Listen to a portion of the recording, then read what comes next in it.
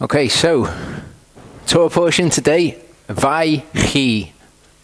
I'm going to go through at some point vowel points in Hebrew because there's only about 6 of them, and once you know them, they're dead easy to recognize. But basically, it's the vav, and it's important for us to recognize what the vav means because we've been talking about how verbs are conjugated on Pialim, and using a program or a website like Pialim to look at verb conjugation, you need to understand what parts of the words are the conjugated verb and which parts of the word are just extra, and that if you put them into Pialim, they won't work. So if you've got a vav before a word, it just means and. The actual important part of it is this yechi. Okay, when you've got the verb is chaye or chaya, okay, which means live. You've got the life of Sarah, which is chaye Sarah. Chaya is the verb. Yechi is the conjugated form of it. The yod basically means he, or third person did this verb, so he lived. So vachi means and he lived. Okay, so when you're putting things into Pialim, ignore letters like this, and I'll go through the other letters at another point. I'll go through the vowel pointings because it's just this tiny bit of knowledge about Hebrew can give you access to so much stuff. I know so little about Hebrew from what there is to know about Hebrew, but I know some useful things, so I'll share them at some point. In this Torah portion, I want to look in the first part at something that is just, I don't know, it's just completely missed a lot of the times, but a lot of the time it's acknowledged, but it's not acknowledged just how important it is to our walk. Often, you know, we completely reject the idea when people say, oh, you know, I'm just on a journey and I'll get there eventually with this, that, or the other. This thing is more important than things like keeping the Shabbat and wearing tzitzit and eating clean. And yet it's something that people are so prepared to just put off into the future and say, oh, I'll get there eventually, I'm on a journey. And it's all the exact same excuses with it. And the second part, I'm going to read the bulk of the Torah portion because it's such a short Torah portion. I'm going to compare it in the Masoretic text to how it appears in the Septuagint because they're vastly different. Also going to look at the idea of us having a number of days appointed to our lives. And that's kind of going to connect to what I'm going to talk about in the third part, which is the resurrection, Sheol and the resurrection, basically. So I'll get on with the first part because the first part is going to be long. Whenever you look at a concept like this and you look at how it appears in all of the scriptures, the Old Testament, the New Testament, it's just a long process. So that part's going to be long. The other parts aren't going to be all that long at all. So Genesis 47:28 says, and Yaakov lived in the land of Mitzrayim 17 years. So the length of Yaakov's life was 147 years. And the time for Yisrael to die drew near. And that's what I'm going to look at in the second part. And he called his son Yosef and said to him, now if I have found favor, or it's chen, it's grace, if I found grace in your eyes, please put your hand under my thigh and show chesed and emet to me. Now, this word chesed, it means steadfast love in certain contexts, but the overarching idea of it is kindness. That's really what it means. In specific context, the implication is steadfast love, in a lot of them, in fact. But the overarching concept that's there is kindness. Kindness and truth are things that are mentioned together in the scriptures, just all the way through. So I'm going to examine these concepts, kindness and truth, because we focus so much on this idea of truth, and it's almost like the truth is on a pedestal as the highest ideal of Yehovah. That's not actually true, and we're going to see this is the highest ideal. This is what is really important to Yehovah, and this is an integral part of his character. So chesed and emet. Genesis 24:26-27 says, and the man bowed down his head and worshipped Yehovah. So this is Eliezer, Abraham's servant, when he goes to get a bride for Isaac. And he said, blessed be Yehovah Elohim of my master Abraham, who has not forsaken his chesed and his emet towards my master. So this is something that's recognized about Yehovah all the way through Scripture. Yes, of course, he's excelling in truth, and that's extremely important. Truth is extremely important, but an actual part of the truth of who Yehovah is his chesed. And so many people focus on one of these and they miss an integral component of it. Proverbs 14:22 says, do not those who plan evil go astray, but chesed and emet are to those who plan good. Okay, so Yehovah's name, his character is comprised of, showing grace, showing compassion, being patient, being kind, and also of truth. But these things are often mentioned isolated, but more often than not, when truth is mentioned, chesed is right there, because kindness and truth are inseparable. Psalm 25 verse 10 says, all the paths of Yehovah are kindness and truth to those who guard his covenant and his witnesses. 2 Samuel 22:24-26 says, and I am perfect before him, and I guard myself from my crookedness, from my iniquity. Yehovah repays me according to my righteousness, according to my cleanness before his eyes. But it's not the only thing that he repays you according to. It says, with the kind, you show yourself kind. And the word for kind here is chassid. It means kind ones. It's a noun. It's the noun form of this verb, chasad. And chasad is the verb root of chesed. Okay, they both mean essentially being kind. So with the kind, you show yourself kind. With the perfect one, you show yourself perfect. Matthew 5 verse 7 says, blessed are the, and in the Greek it's elamon, okay, but in the Septuagint version, where you've got the word chesed, the word in Greek is eleos, and this is the adjective form of that verb. So it's describing people who are kind. You can miss these things when you go into the New Testament, because the translations, just based on the translator that's translated the Greek, it's gone from Hebrew to Greek to English. The concept has. But this is the concept chesed, okay, or those who are chesed. Blessed are the kind, because they shall obtain kindness, is what it says. Psalm 48:11 says, I've delighted to do your will, O my Elohim, and your Torah is within my heart. I proclaim the good news of righteousness in the great assembly. See, I do not restrain my lips, O Yehovah, you know.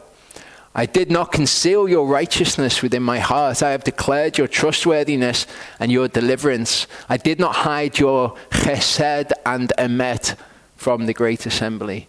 Do not withhold your compassion from me, O Yehovah. Let your chesed and emet always watch over me. In the Hebrew, this is a different word. The concept, you can see it all the way through. He's talking about his righteousness. He's talking about the gospel. He's talking about the good news. But it's his chesed along with his emet. Psalm 57:9-10 says, I praise you among the peoples, O Yehovah. I sing to you among the nations. For your chesed is great up to the heavens, and your truth unto the clouds. So again, when these things are mentioned, they're mentioned in unison. And yet it's so prevalent today for people to have one without the other. Okay, people with perhaps kind of a lazy analogy or comparison to this would be Christians have love without truth, and Torah keepers have truth without love, or truth without kindness. And it's kind of a bit like that. But Torah keepers, you will find this. I was talking to Charlie in the kitchen about Israel. The way that Israel went astray is they didn't follow the Torah by faith. Okay, they just followed it, as it were, by the works of the law. And that's a trap that we need to not fall into. We need to follow it by faith. We need to recognize who he is and walk in these things. But this is more important than this. And this is what we'll see as we go through. Psalm 85, 7 to 13 says, show us your chesed, O Yehovah. Give us your deliverance. Let me hear what ails Yehovah speaks, for he speaks shalom to his people and to his kind ones. It's often translated holy ones in the King James. It's not holy ones though. You get a better translation, it will say kind ones. It is chassid, those who show chesed. And let them not turn again to folly.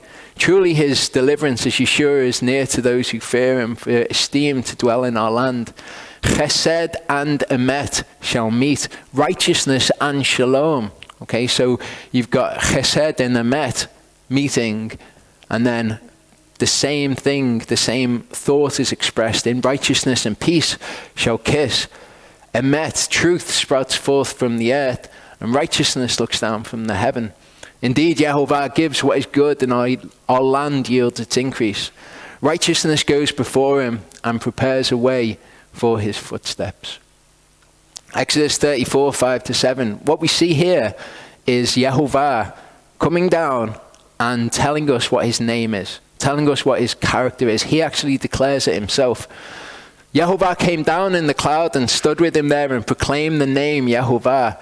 And Yehovah passed before him and proclaimed, Yehovah, Yehovah, Aneo, compassionate, showing grace or favor, patient, great in kindness and truth.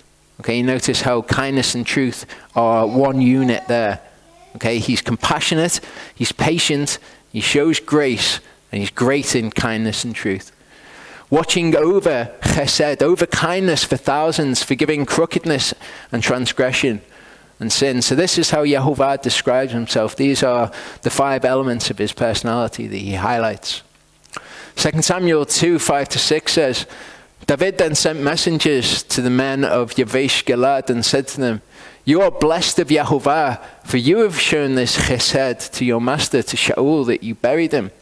And now Yehovah, show chesed and emet to you, and I am also going to do you good because you have done this deed.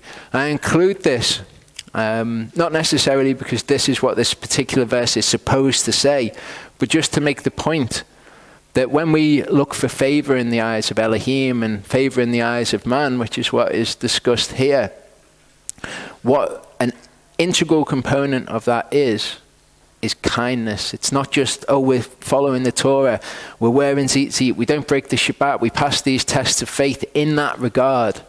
Okay? There's this integral part of it. Ephesians 4, 25 to 32 says, therefore, having put off the false, speak truth.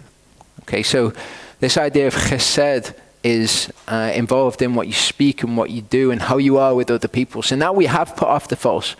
Now we're walking, doing the actions, the works of Torah, which are in accordance with his idea of righteousness. We're walking in these things, but there's more. It's a much deeper walk that we've got. Each one with this neighbor, for we are members of one another. Be wroth, but do not sin. Do not let the sun go down on your rage. And we're gonna look at that. But this is an element of this, anger. Anger is a massive part of this. Nor give place to the devil. Now, what's interesting is we identify in our lives when we have tests from Hasatan. When Yehovah is using Hasatan to test us, will you do this? Will you break the Shabbat? Are you going to do that? This is the easier way to do it. This looks really, really hard. What are you going to do here? But what we often don't recognize is the tests from Hasatan about whether we're going to be patient with people, about whether we're going to be angry with people, about whether we're going to be loving and whether we're going to be kind. Because we get these things that come up and we excuse ourselves. We wouldn't excuse any other type of sin in our lives, but because this kind of just goes under the radar, we excuse this, and we use all the same excuses that people always use. Oh, I'm just not there yet. I'm on a journey. I'm going to get there eventually. These things, as we'll see, Yeshua describes these things as the weightier matters of the Torah, the more important parts of the Torah. So we need to identify these things and say, no, when these things come up, we have a choice. We have a choice about how we're going to deal with people. We have a choice whether we're going to be patient, whether we're going to be angry, whether we're going to be compassionate or kind towards them. We've got a choice, and often it's not what we want to do. Often pride or whatever it is within our personality flares up. And we wouldn't do it with any other kind of sin, but we do it with this. Let him who stole steal no more, but rather let him labor, working with his hands what is good, so that he has somewhat to share with those in need.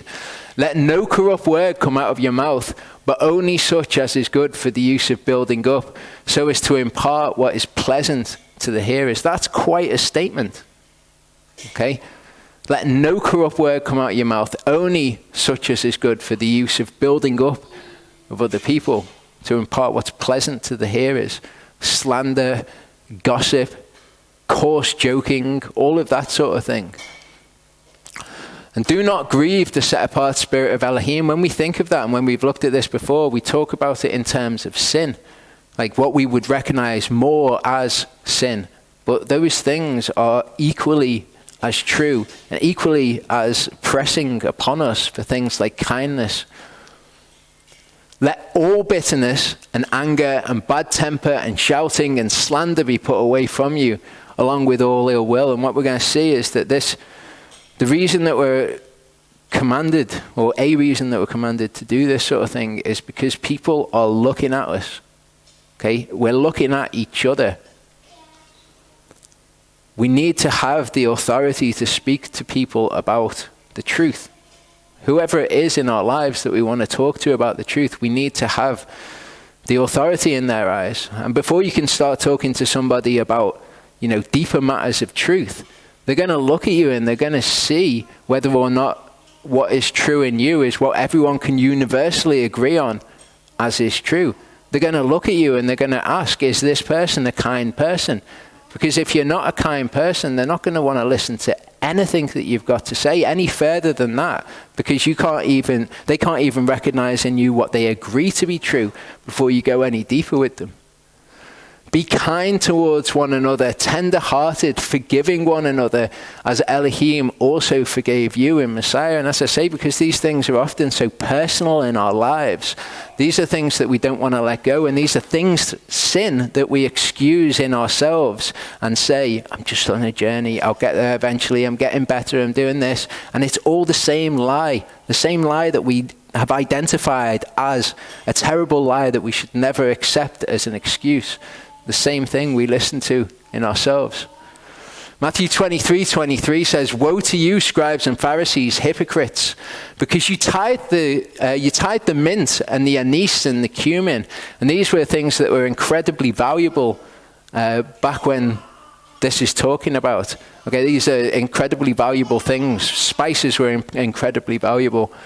And have neglected the weightier matters of the Torah, the judgment and the compassion. There's that word again, eleos, it's kindness. The judgment is his mishpatim, the elements of his law which tell us how we should deal with one another, what's right, what's just, how we justly interact with one another. That's his mishpatim, his judgments. So you neglect the mishpatim out of the law, but you're doing all the other things. You're doing, keeping the Shabbat, and you're really, really strict on keeping the Shabbat, and really strict on keeping wearing tzitzit, and really strict on eating clean food, really strict on tithing. You tithe like really meticulously, but you've neglected the weightier matters, how to deal with one another, kindness towards one another, and the belief, the faith. Because to do these things here requires belief, great belief. And when we're tested in those things, they're tests of faith as well. Are we going to do those things? Do we really believe the word? Are we going to act when anger comes up inside of us? Are we going to act on that anger or not? That's a test of faith. It's a test from Hasatan. It's exactly the same. There's no difference. He says these need to have been done without neglecting the others. These need to have been done. Need for these without neglecting the Torah, without neglecting what we've already identified as so important when we're tested in it.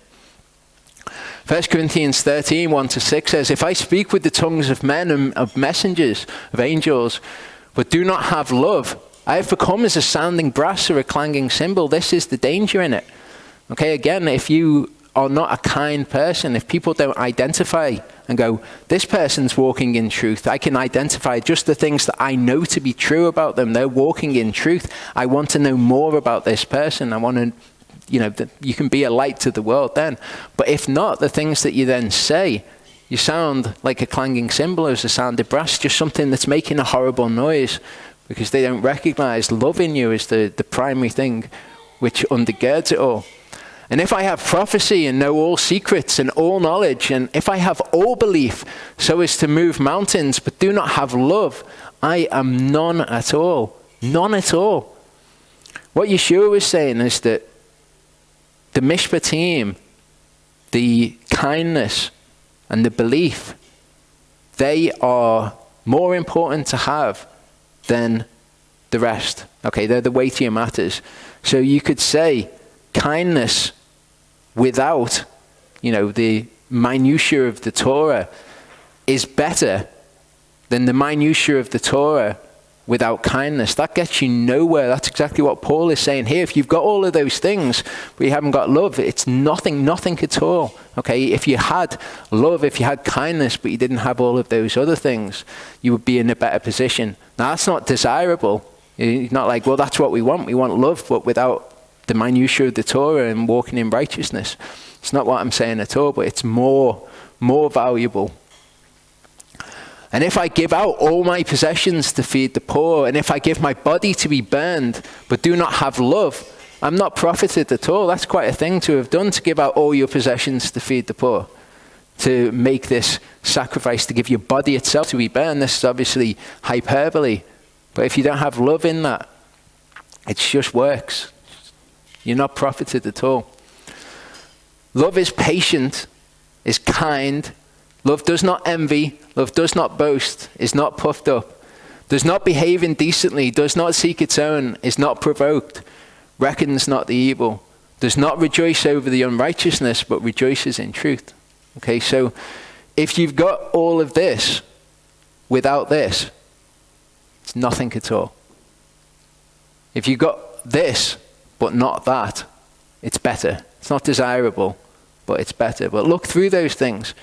Patient, kind, it doesn't envy, it doesn't boast, it's not puffed up, it does not behave indecently. Now, it's been very much a change in my thinking as I've been doing this Torah portion, just seeing how important this is. Incredibly, incredibly important. I don't like to think of myself as somebody who's not patient, but I know that there are times that come up where I will lose my patience, where I will be angry, and it is a choice. It is a choice to make, and it's seeing it as this serious, as serious as we would take keeping the Shabbat or being tested in any other regard. It changes your mind on these things. Proverbs 30:33 says, "For as milk with force brings forth curds, and as a nose with force brings forth blood, so anger with force brings forth strife." And this idea of with force isn't really a concept we can translate into English, but it means basically with impetus, adding something to it. Okay, milk on its own isn't going to bring forth curds or cheese. Okay, you've got to add an impetus to it. Anger on its own isn't going to bring forth strife. You can experience anger in yourself, but you've got a choice then. Are you going to take the anger, make it something else? Okay, you're going to give impetus to the anger that's within you. Psalm 4:4 says, "Tremble and do not sin. Speak within your heart on your bed and be still, Selah." That's what it says in the Masoretic text. Now we know Paul said, "Be ye angry and sin not." It's been changed as far as I can see in the Masoretic text. Can't speak to their motives for doing it, but it definitely seems funny to me that all of the places where there's a change, they're changing quotes from the New Testament. This is what it says in the Septuagint. "Be ye angry and sin not. Feel compunction upon your beds for what you say in your hearts." Pause. Selah means pause. Okay, so we're to feel anger, but not give impetus to it, which brings forth strife. And when we feel anger, we take ownership over it, we control it, we keep it within the realms of us, and then we feel compunction for it. We feel compunction for what we've said in our hearts. And that's the process that Scripture dictates. 1 Corinthians 10, 3-5 says, "For though we walk in the flesh, we do not fight according to the flesh. For the weapons we fight with are not fleshly, but mighty in Elohim for overthrowing strongholds, overthrowing reasonings in every high matter, like anger, like impatience, bad temper, that exalts itself against the knowledge of Elohim, taking captive every thought to make it obedient to the Messiah." So be angry, but don't sin with it. When you feel that anger, control it within yourself. Take it captive to be obedient to the Messiah.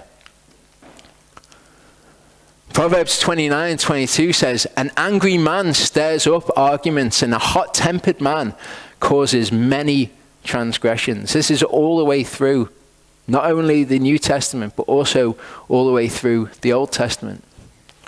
Proverbs 20 verse 3, "Avoiding strife brings a man honor, but every fool is quarrelsome."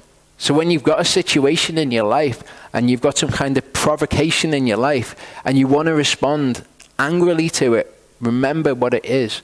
Remember that Hasatan comes and tempts you because all he wants is for you to step outside of the boundaries of keeping the word.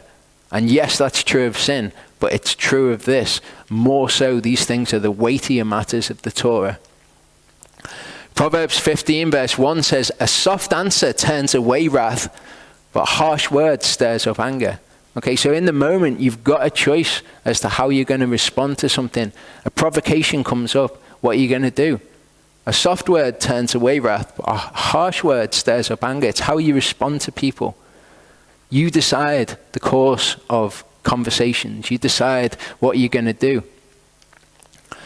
Proverbs 16:32 says, "He who is patient is better than the mighty, and he who rules over his spirit than he who takes a city." And this is what it's about.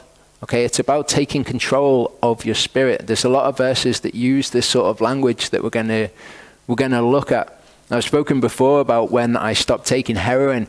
The thing that I said to myself was, nothing can make me, talking about me, the inner man, my spirit, nothing can make me do what I don't want to do. My body cannot make me do what I don't want to do. I've got control over my spirit. Proverbs 14:29, he who is patient has great understanding, but he who is short of spirit exalts folly. Okay, so just like anything else where you've got your flesh, and your flesh wants you to act in a sinful way, you walk in the Spirit. You take charge of that and you walk in the Spirit. You rule over your own spirit. And we've got the Ruach, which helps us in this and strengthens the inner man in this so that we can do it. Ecclesiastes 7:8-9 says, "Better is the end of a thing than its beginning, and the patient in spirit is better than the proud in spirit." Again, be not quick in your spirit to become angry, for anger lodges in the bosom of fools. We've looked at a lot of verses about the wise and the foolish, okay, how that works. And we exclude ourselves from the camp of the foolish when it comes to our attitude to the Torah and following the minutiae of it and being tested in those things. But often we can put ourselves in the camp of the fools in how we are in spirit. Now, I put this picture up because I think it's a great representation of how when something has been cleansed, when something is pure, when something's white, it only takes a tiny, tiny, tiny little bit of what is dark to spoil it. Okay, you release that into what's white and pure, and the tiniest bit has an effect. I'm going to show you a verse that I was given maybe 4 or 5 years ago, because there'd been something where I'd had a bad attitude towards something, and I was praying about what the consequences of it are. I can't really explain my thought process. I'll just show you the verse. It says, "Dead flies make the perfumer's ointment stink. Ferment. A little folly outweighs wisdom, esteem." You can have laid this great foundation of good works, even of kindness and patience in these situations. But all it takes is a tiny little bit of folly, and that outweighs all of the rest of it. Because then you've given all the people who are onlookers, you've given them the ammunition that they want to disregard the things that you're saying, because you're not walking in the truth. You can be proclaiming to be walking in the truth as much as you want, but if they can't see what they universally agree to be true in you, then they're not going to listen to it. And just that little tiny bit outweighs wisdom. A wise man's heart is at his right hand, but a fool's heart is at his left. And also, when a fool walks along the way, his heart fails, and he shows everyone that he's a fool. This was a horrible, horrible verse to receive as a response to what I was saying, but it made me more cautious. Okay? A fool walks along the way. Again, we want to distance ourselves from the fools, and we can in many respects. But if we walk along the way and we're given a test, are you going to be angry? Are you going to be impatient? Are you going to be bad-tempered in this circumstance? Just takes that little tiny bit and you show everyone that you're a fool. That's not good. Proverbs 17:14 says, "The beginning of strife is like releasing water. Therefore, stop fighting before it breaks out." Okay, it's the same thing of ruling your spirit. When you feel that anger rise up inside you, of taking control of it. Like any other desire to sin that perhaps somebody else would experience, somebody with some kind of addiction would say, no, it's uncontrollable when it comes. It's not uncontrollable. Okay, resist the devil and he will flee from you. But the temptation seems so strong in the moment to lose your temper. Stop fighting before it breaks out. That's your choice. That's when you are angry but you don't sin. Yeah, then you feel compunction in your heart for the things that you say in it. A man who has no control over his spirit is like a broken down city without a wall. And see, obviously, the metaphor here. Okay, there's no boundary, there's no protective measure that's there. You've got no control over your spirit, and you're willing to just say, oh yeah, we're all on a journey, I'll change eventually, I know that I should be different and this should be different, but I'm going to get there. And we don't treat it with the same seriousness and the same gravity as we treat any other kind of sin. Then we allow ourselves to be deluded by these things. A fool lets out all his spirit, but the wise calms it down. We have the ability to do this. It doesn't matter how we feel internally. We've got the ability to be kind, be patient with people, to make it about them, or make it about Yehovah at the very least. 2 Peter 1, 5-10. We've read this passage in the context of the other sorts of sin that we've looked at before, but now we can read it in this context. And for this reason, do your utmost to add to your belief uprightness. And we've looked, uprightness, the word is kind of a bit like virtue. It's add a desire to be virtuous to your faith. Okay, so you've got faith. Now what you want to do is add the desire to be virtuous and act correctly to that. Then when you've got that desire, what you add to it is knowledge, because you need to know what you need to do. And that's what we're doing today. We're adding knowledge. To knowledge, self-control. Okay, if people are at a point where you're like, okay, I've identified this within myself, need to take this as seriously as other sin, I need to stop when these temptations come. This is the point then. Self-control. You need to control yourself, have control over your spirit, calm down anger when it rises up within you. To self-control, endurance then. Once you've got that and you've mastered it and you're doing it in the tests when they come along, then you add endurance to that and it becomes who you are. And we've looked at how endurance leads to reverence. Interestingly then, to brotherly affection, and to brotherly affection add love.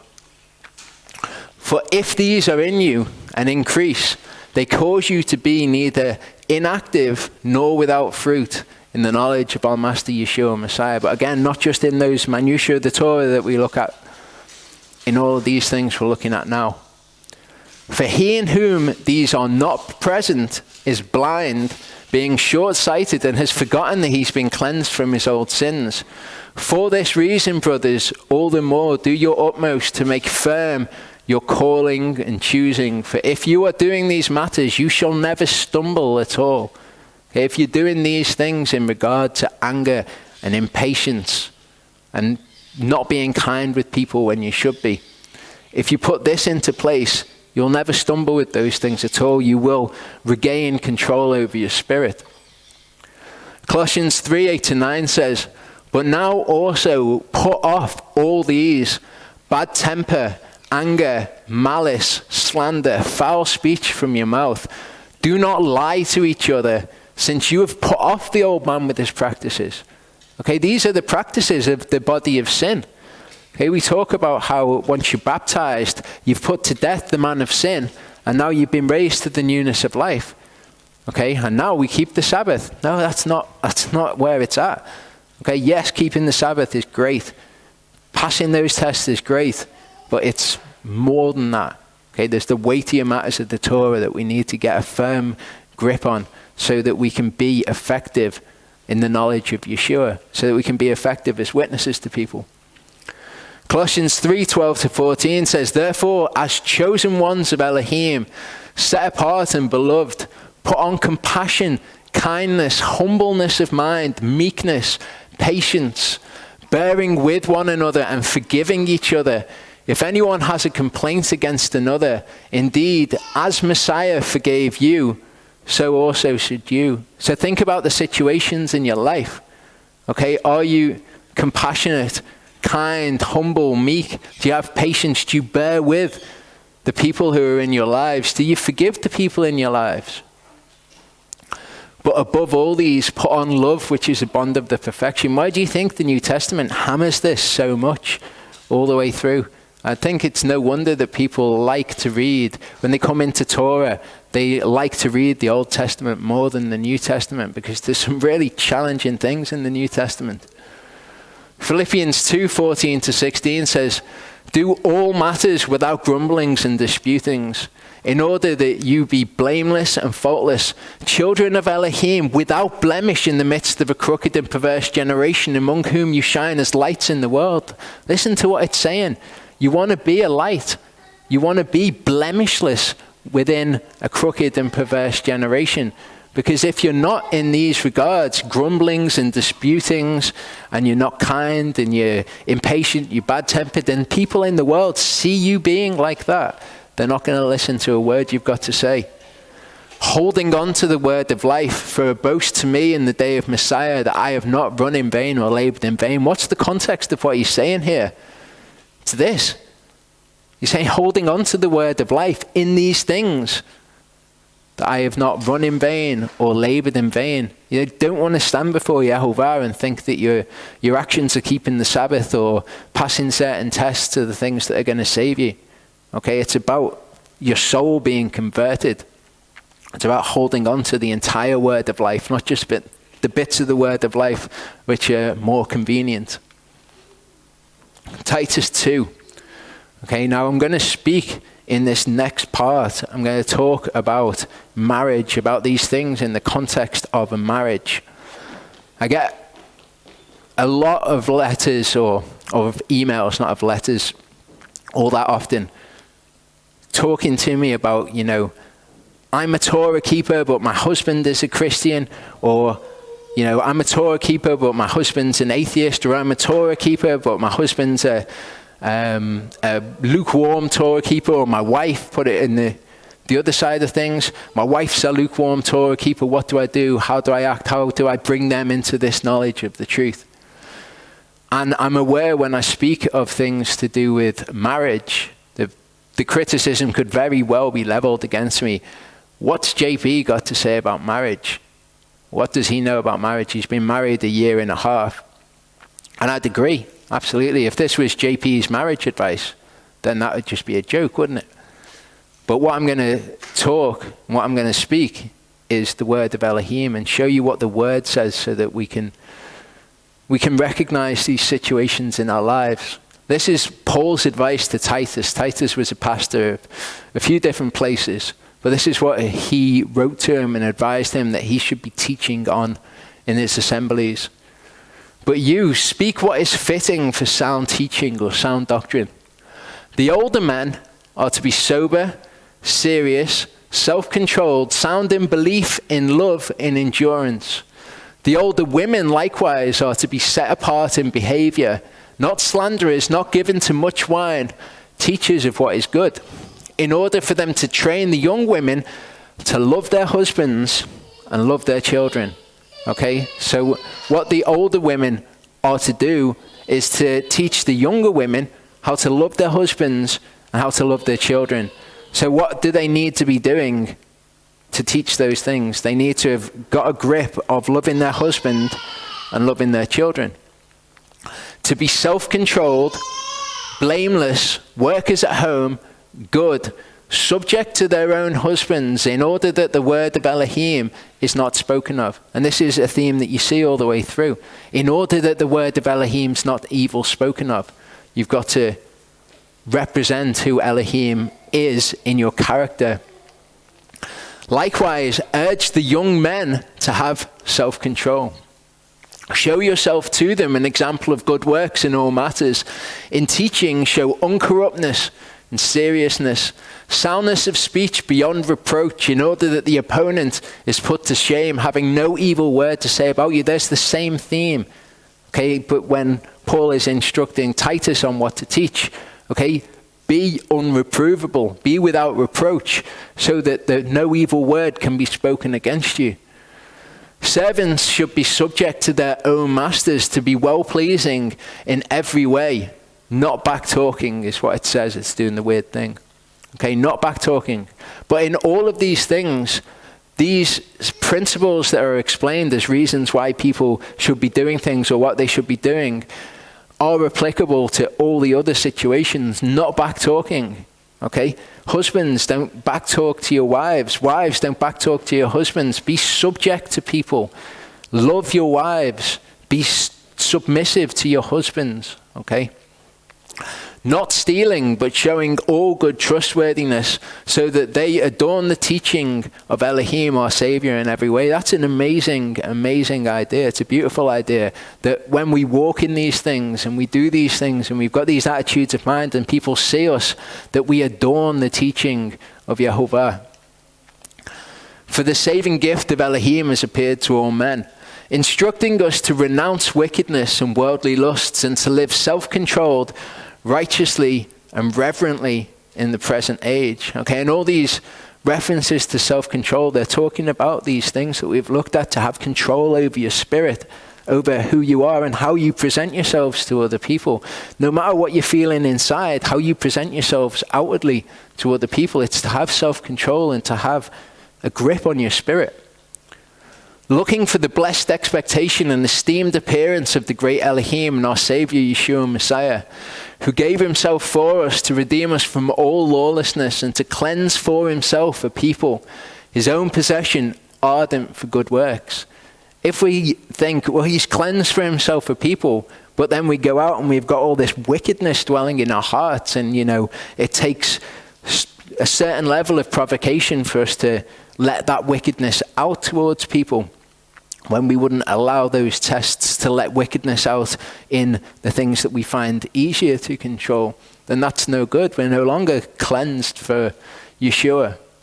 Speak these matters, urge and reprove with all authority, and let no one despise you. Okay, so that's what Paul tells Titus to do. That's his instructions on teaching an assembly. So this is what I'm going to do.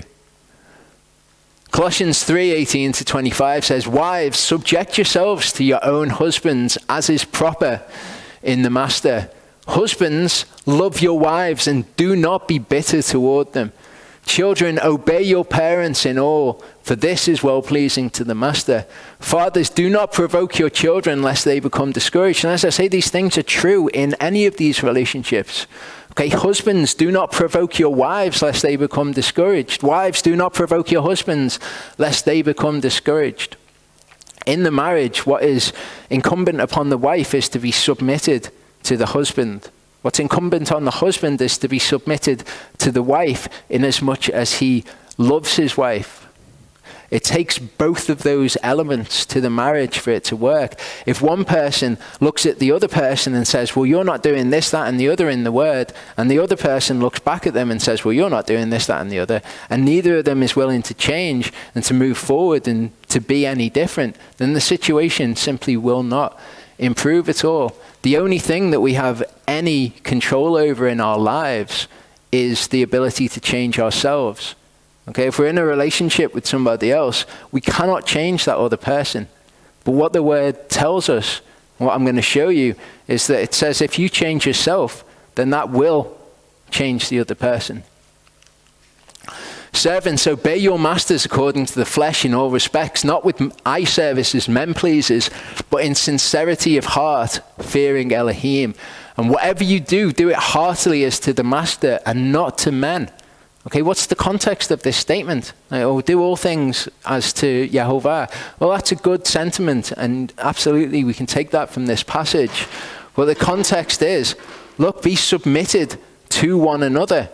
And whatever you do, do it heartily as to Yehovah, not as to men. Okay, if the only way that you can bring yourself to do these things, to be submitted to your husband, to love your wife and to not be bitter towards them, the only way you can bring yourself to do that is to focus on Yehovah, then do that. Knowing that from the master you shall receive the reward of the inheritance. It is the master Messiah that you serve. But he who does wrong shall be repaid for the wrong which he's done, and there is no partiality. Proverbs 19:13 says, a foolish son is a calamity to his father, and the contentions of a wife are a continual dripping. Okay, you can see how these things in a marriage, in a relationship, cause the marriage or relationship to just be destroyed over a time. The contentions of a wife who's not submitted to her husband, it's a continual dripping, and this has an effect on the husband as well. But we're going to look at the husband's role in this too. Proverbs 25:24 says, it is better to dwell in the corner of a roof than in a house shared with a contentious woman. That's the word of Elohim. Don't be contentious, because what you're doing is you're making your situation worse, and it's just going to get worse and worse and worse and worse because you're being stubborn and you won't swallow your pride and be different. Proverbs 31:11-12 says, the heart of a husband shall trust her. He has no lack of gain. This is talking about the Proverbs 31 wife, the ideal wife. It says that the heart of a husband trusts her. Okay, this is not something that I'd ever experienced in any relationship that I'd ever been in before I got married. Okay, but to actually trust somebody, implicitly trust them. And it does go back to what I was saying about do all things as to the master. Okay, I know that Ashley follows the word. I know that she'll do all these things, if for nothing else, because they're in the word. The heart of a husband shall trust her. That's so important. You can look, does the heart of your wife trust you? Does the heart of your husband trust you? Actually trust you and know that you will act correctly. She shall do him good and not evil all the days of her life. You say that to a lot of women, they'd just laugh at you, they'd scoff, and they'd be like, yeah, all right, you'd be lucky. It's not the way that we're to be. Ephesians 6:11 says, put on the complete armor of Elohim, all of the word, everything. It's truth. You want all of it. Okay, you take away a bit of the truth, you've got less truth, that's no good. Not as bad as adding to the truth, because then you've got lies. But you want the complete armor of Elohim for you to have power to stand against the schemes of the devil. I'll guarantee you in your relationships that Hasatan will come with his schemes, and he will try to undo that relationship, and he'll try to get you to stray from out of the word of Elohim. Proverbs 31:23. That's the role of the wife. This is the role of the husband, because within the ideal wife, it doesn't just say things about the wife.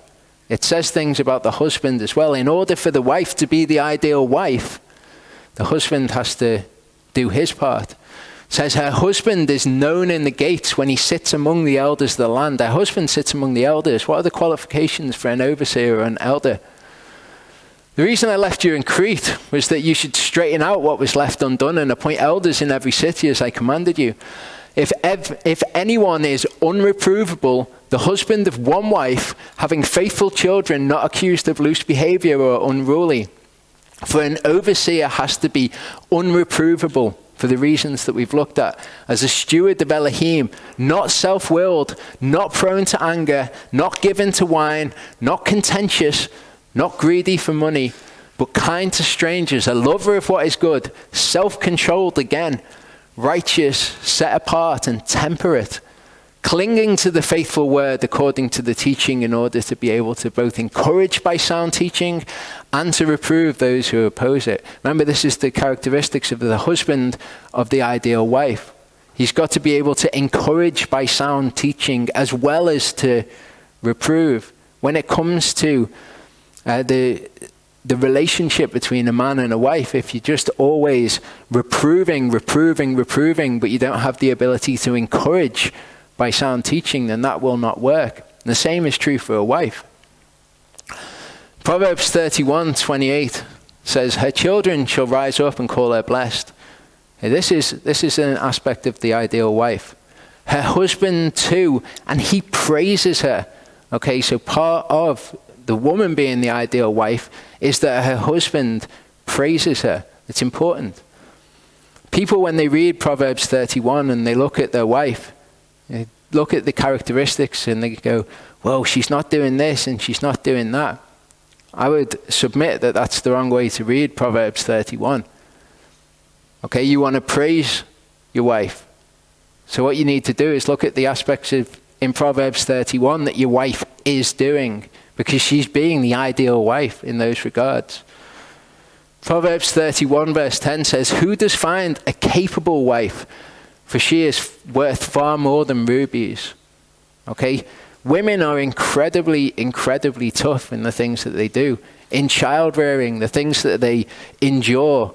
Okay? They are incredibly capable. They're incredibly tough in the things that they do. She also rises while it is still night and provides food for her household and a portion for her girls. Okay, you want something that you can praise your wife over.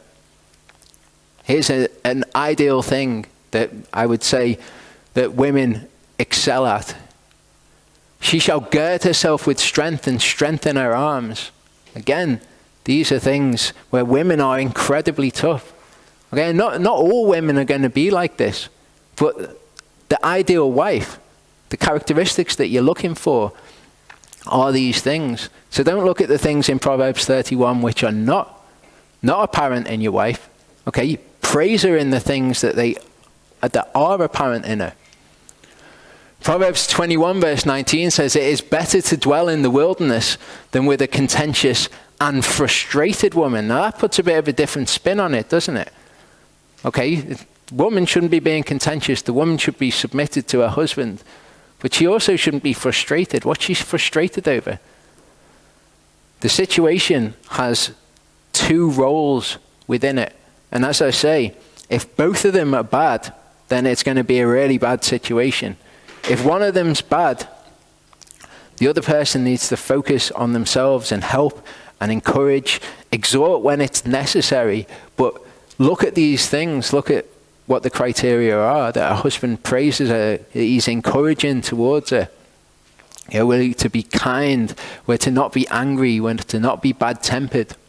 All of these things are what are going to create a better situation, but we'll see that as we go on.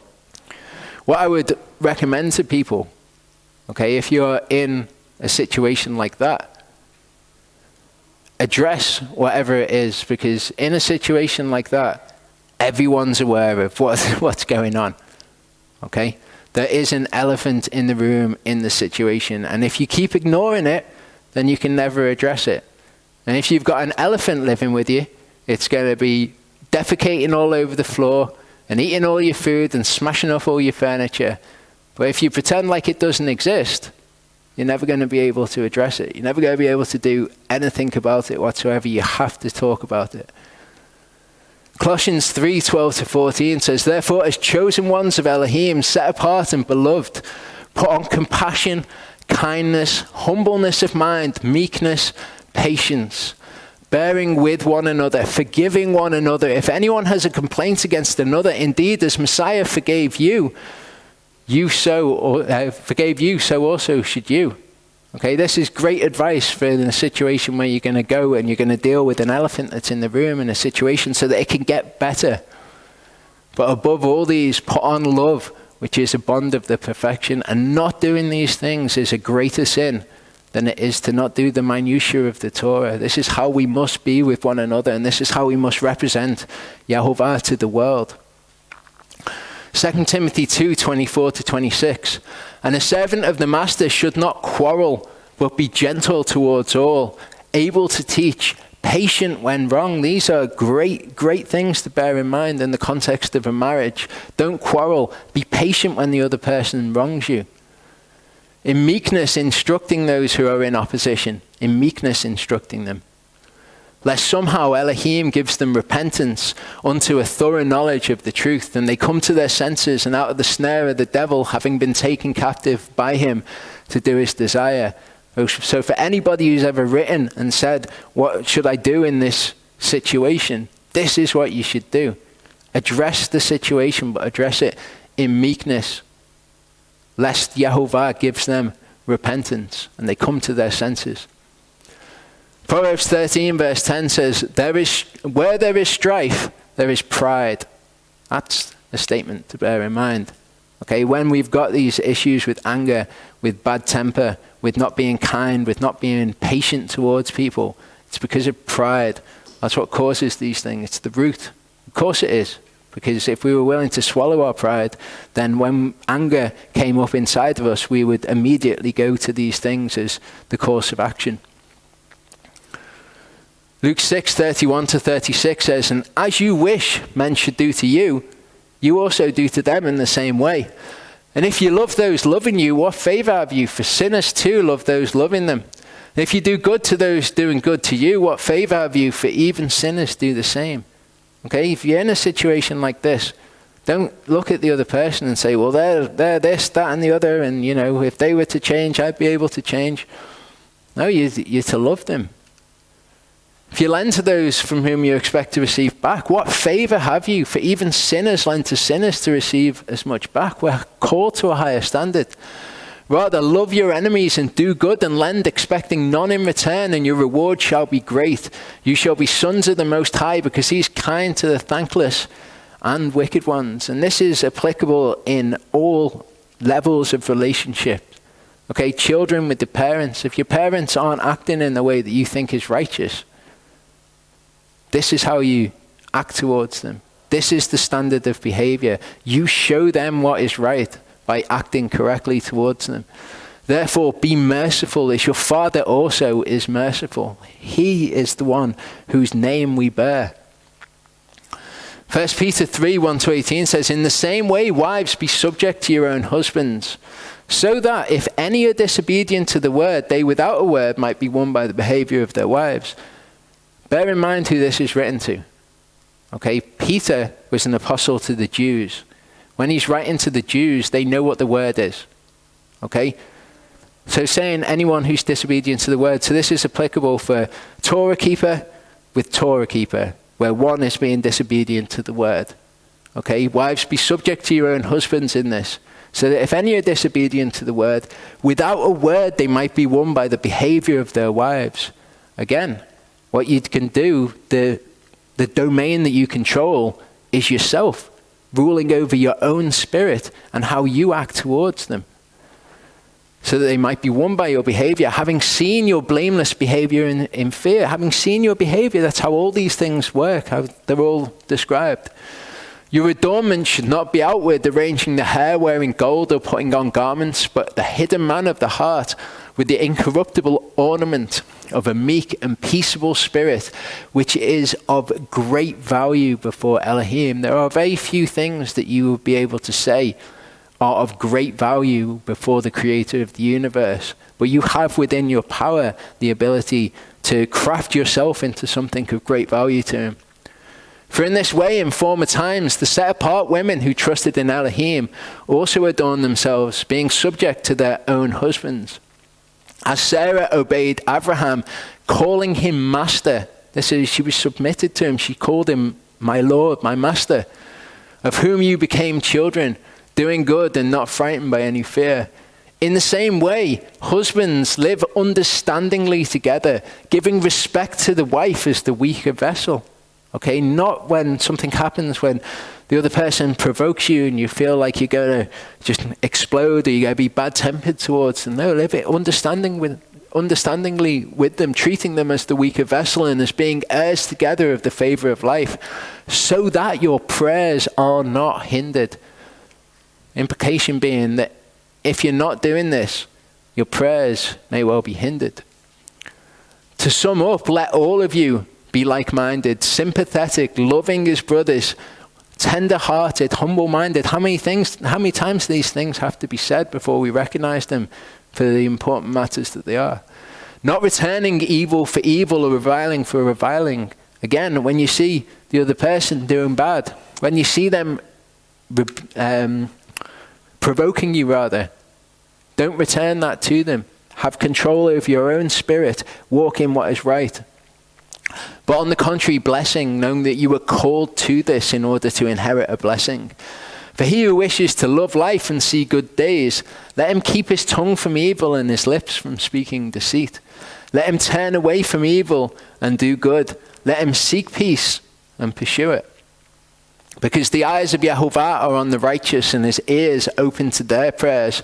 But the face of Yehovah is against those who do evil. And as I say, these things are the weightier matters of the Torah. These are the most important things to Yehovah. So if we're not doing these, he closes his ear to our prayers. Now he's kind, he's patient, he's compassionate as well. He walks us along this path. I don't think that this has come up at this time for no reason. I don't think it's a coincidence. And who is the one doing evil to you if you become imitators of the good? How are people going to do evil to you? Okay, even if they do something wrong, okay, if you don't respond in that way, you respond in a way that's good towards them with a soft word which turns away wrath, how are they going to do evil to you? Okay, it teaches them, it instructs them in your behavior, and they feel guilt for the wrong that they've done. If someone does wrong towards you though, and you act in an angry way towards them, they don't feel any kind of guilt whatsoever. But even if you suffer for righteousness' sake, you're blessed.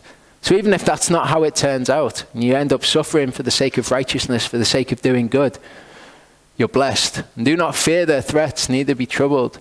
But set apart Yehovah Elohim in your hearts, and always be ready to give an answer to everyone asking you a reason concerning the expectation that is in you, with meekness and fear, having a good conscience, so that when they speak against you as doers of evil, they falsely accuse your good behavior in Messiah and shall be ashamed. For it is better, if it is the will of Elohim, to suffer for doing good than for doing evil.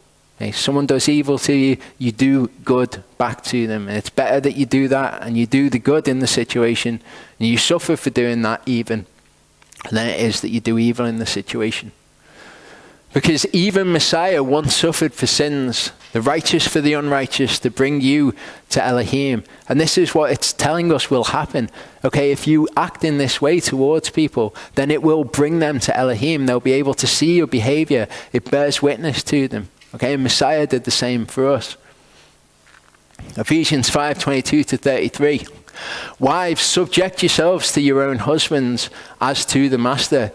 Because the husband is the head of the wife, as also the Messiah is the head of the assembly, and he is savior of the body. These are just real fundamental things. It's not like, oh, I'm just not going to be submitted to my husband. These are absolute core things that wives must be submitted to their husband. It's said so many times throughout Scripture, and without it, as we've seen, the whole situation just deteriorates. It becomes a complete nonsense. And the idea of, oh, I'm a Torah keeper and walking in righteousness just becomes a joke to anyone who can see it. But as the assembly is subject to Messiah, so also let the wives be to their own husbands in every respect. Okay, if your husband does something that you don't like, you're subject to him because that's the right thing to do. And it's better that you suffer for doing what is good than suffer for doing wrong. Husbands, love your wives as Messiah also did love the assembly and gave himself for it, in order to set it apart and cleanse it with the washing of water by the word, in order to present it to himself a splendid assembly, not having spot or wrinkle of any sort, but that it might be set apart and blameless. In this way, husbands ought to love their own wives as their own bodies. He who loves his wife loves himself. Okay, we're Yeshua's body, aren't we? Okay, and he loves us. For no one ever hated his own flesh, but feeds and cherishes it, as also the master does the assembly, because we are members of his body, of his flesh, and of his bones. For this cause a man shall leave his father and mother and be joined to his wife, and the two shall become one flesh. This secret is great, but I speak concerning the Messiah and the assembly. However, you too, everyone, let each one love his own wife as himself, and let the wife see that she fears her husband. They're just the two very basic components that cause the troubles in all the marital dysfunction that you see. It either comes from one or the other of these, or both. Exodus 34, 6-7. Yehovah passed before him and proclaimed his name, Yehovah, Yehovah, an El compassionate, showing grace or favor, patient, great in kindness and truth, watching over kindness for thousands, forgiving crookedness and transgression and sin, but by no means leaving unpunished. So as we're looking at all of this, as we're looking at the idea of we're to be kind towards people, and kindness outweighs, just the minutiae of the Torah. People may well, and I can already hear the things that people would say, is that this is exactly the problem. We've said this before, you speak the truth, but you don't speak it with love. And somebody who left here said something very similar to me. And I explained that, I basically said, where was the point that we were unloving? And they basically said, well, it was in the way that you are so blunt with what the word says. And I explained that the word is a rebuke to those who do not want to hear it, those who are disobedient to it. It's a rebuke to them. So if you're hearing it as a rebuke, it's because you're being disobedient to it. If it wasn't a rebuke to you, you wouldn't be taking offense. There's no lack of love there. But I need to address this. Jude 22, verse 23 says, and show compassion. It's the same word there as chesed. It's kindness. Show kindness towards some who are doubting, but others save with fear, snatching them out of the fire, hating even the garment defiled by the flesh. Because obviously as well, when we're looking at these things, we're looking at them in the context of relationships. Then what is the correct way to instruct? When is it correct to encourage? When is it correct to rebuke? Okay? Show compassion, kindness towards some, but others save with fear. Okay, when you approach somebody, the first way that you approach anybody is obviously with kindness, and you spend a great deal of time with them. When it gets to a point though, when they've heard the truth, they accept what you're saying is true, but they won't do it. That's the time to tell them the consequences of their disobedience. Proverbs 25 verse 11 says, a word spoken at the right time is like apples of gold in settings of silver. You don't need to worry. We talked before about what the King James Version calls the doors of utterance. The Yehovah will open the doors of utterance to you. You don't need to worry about engineering a situation in which you can say things to a person. You pray about it and you ask Yehovah to reveal it. Because of this, speaking the truth at the right time is so valuable.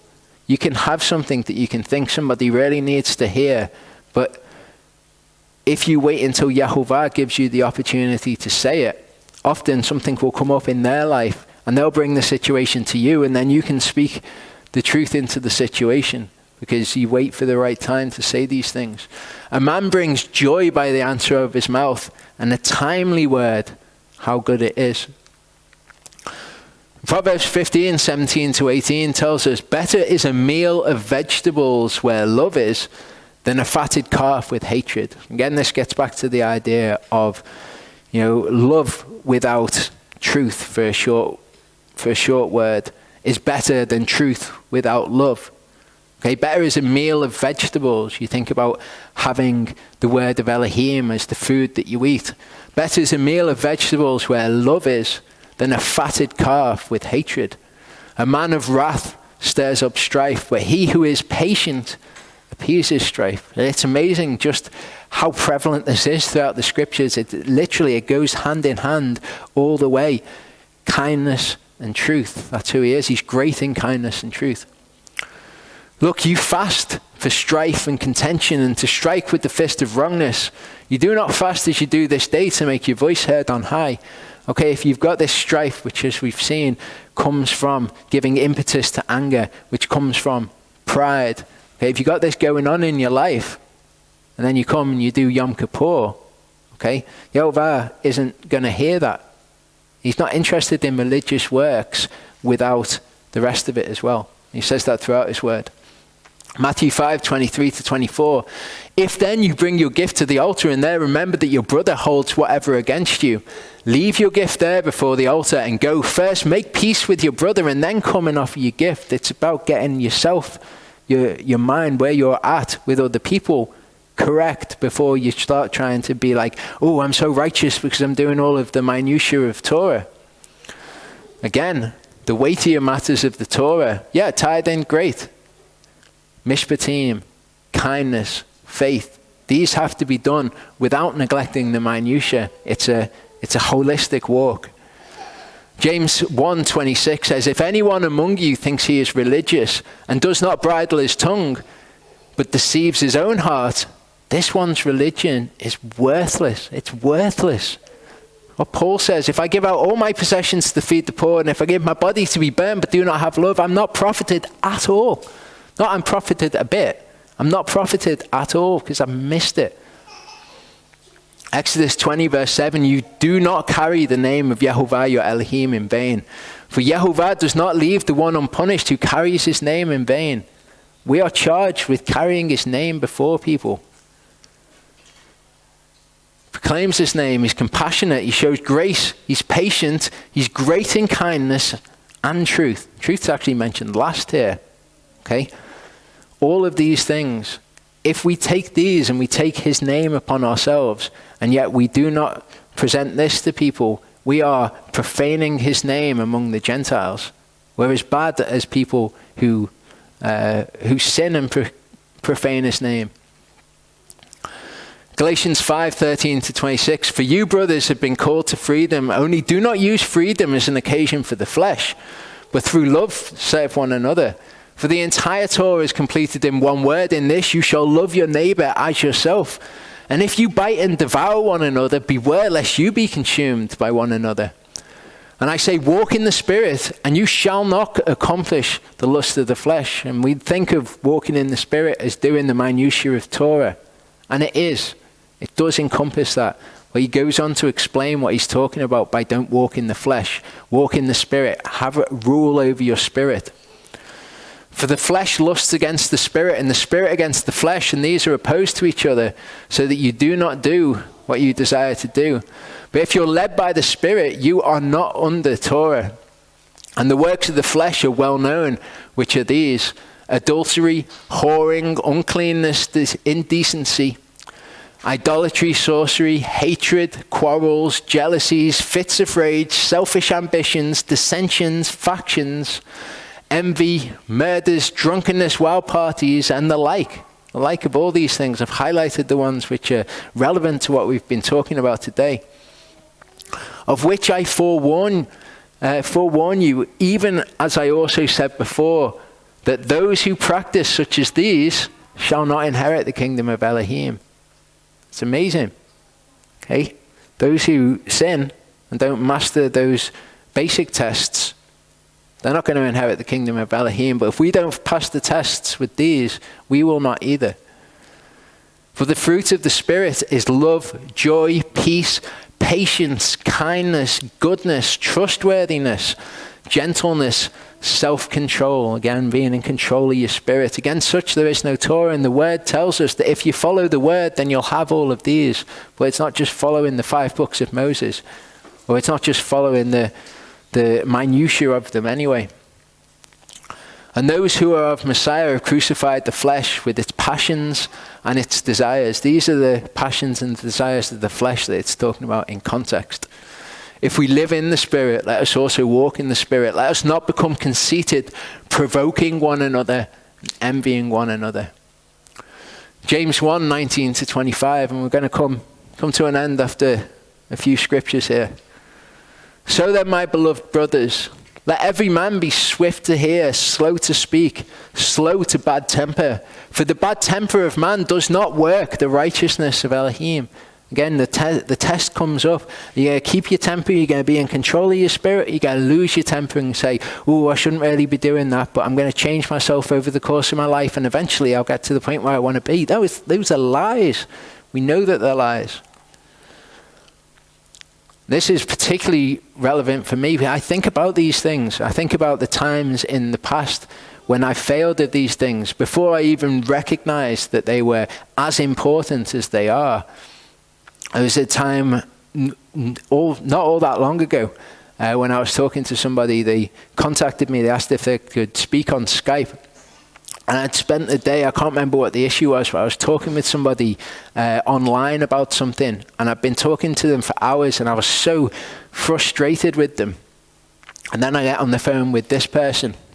I spoke to them for like 3 or 4 hours. About 3 hours into it, we were talking about something that I did not recognize as truth at all. And I thought that it just sounded completely wrong. And I've been trying to instruct that it was wrong.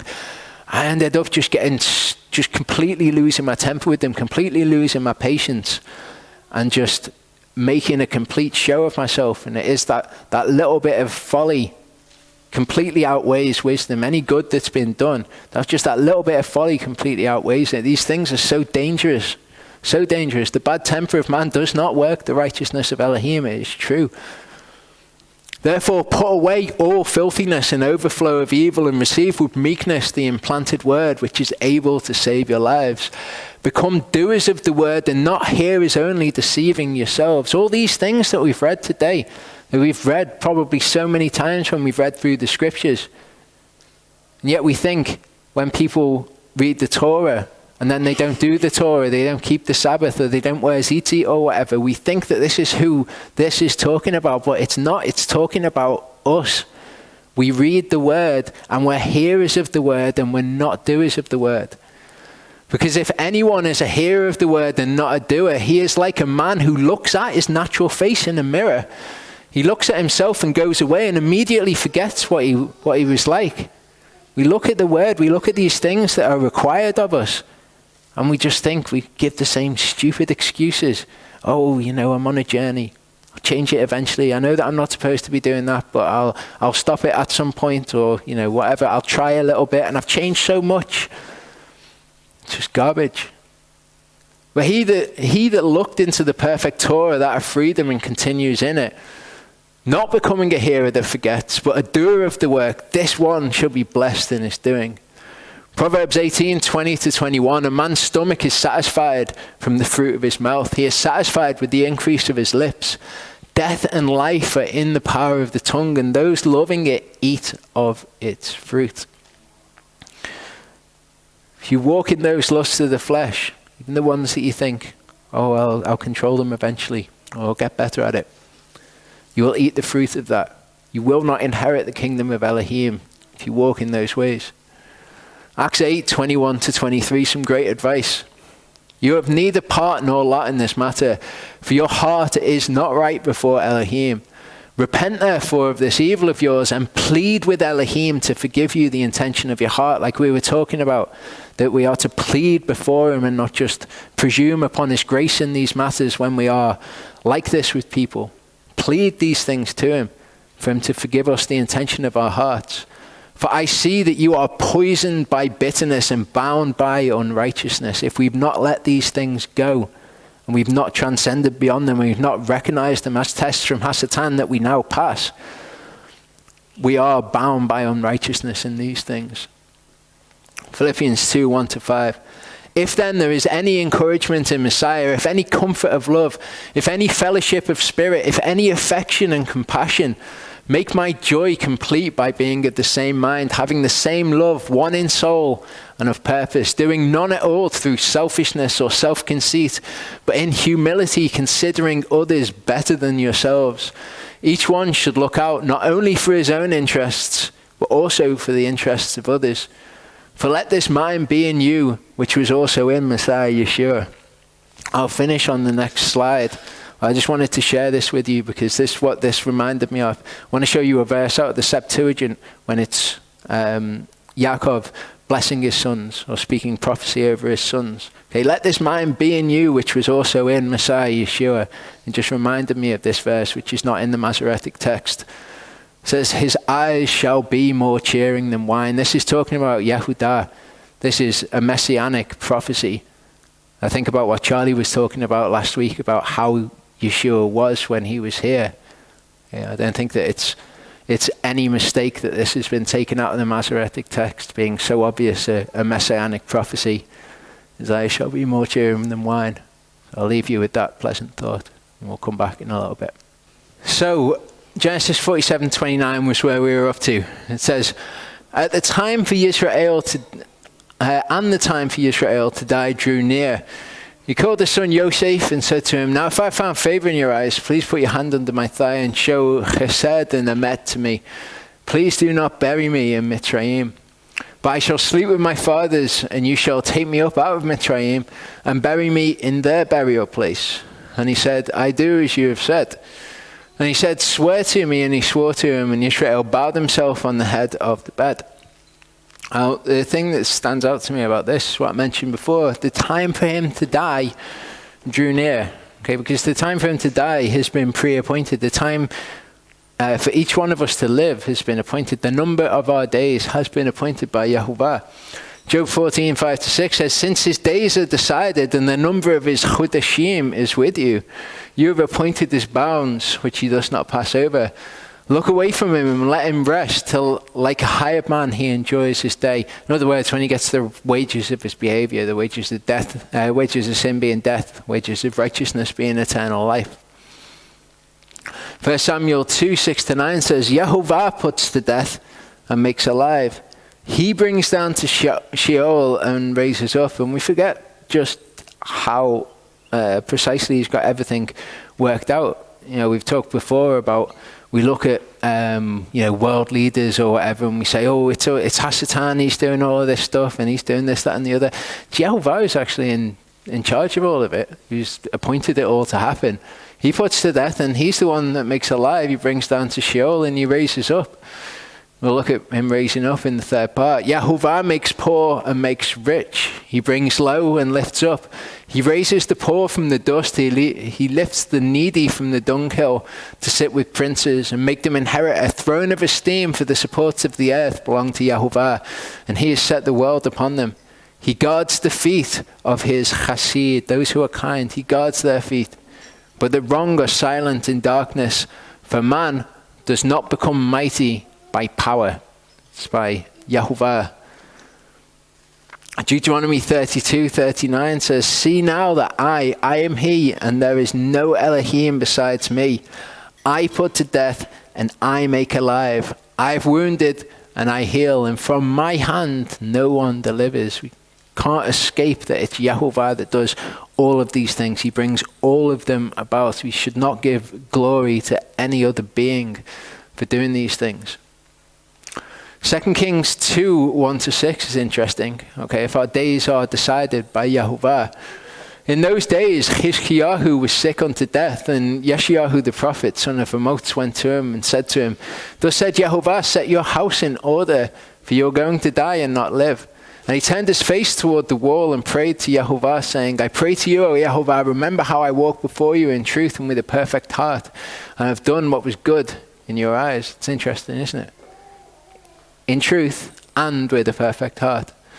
And Chizkiyahu wept bitterly, and it came to be before Yeshayahu had gone out to the middle of the court that the word of Yahuwah came to him, saying, return and say to Chizkiyahu, the leader of my people, thus said Yahuwah, the Elohim of David your father, I've heard your prayer, I've seen your tears, I'm going to heal you.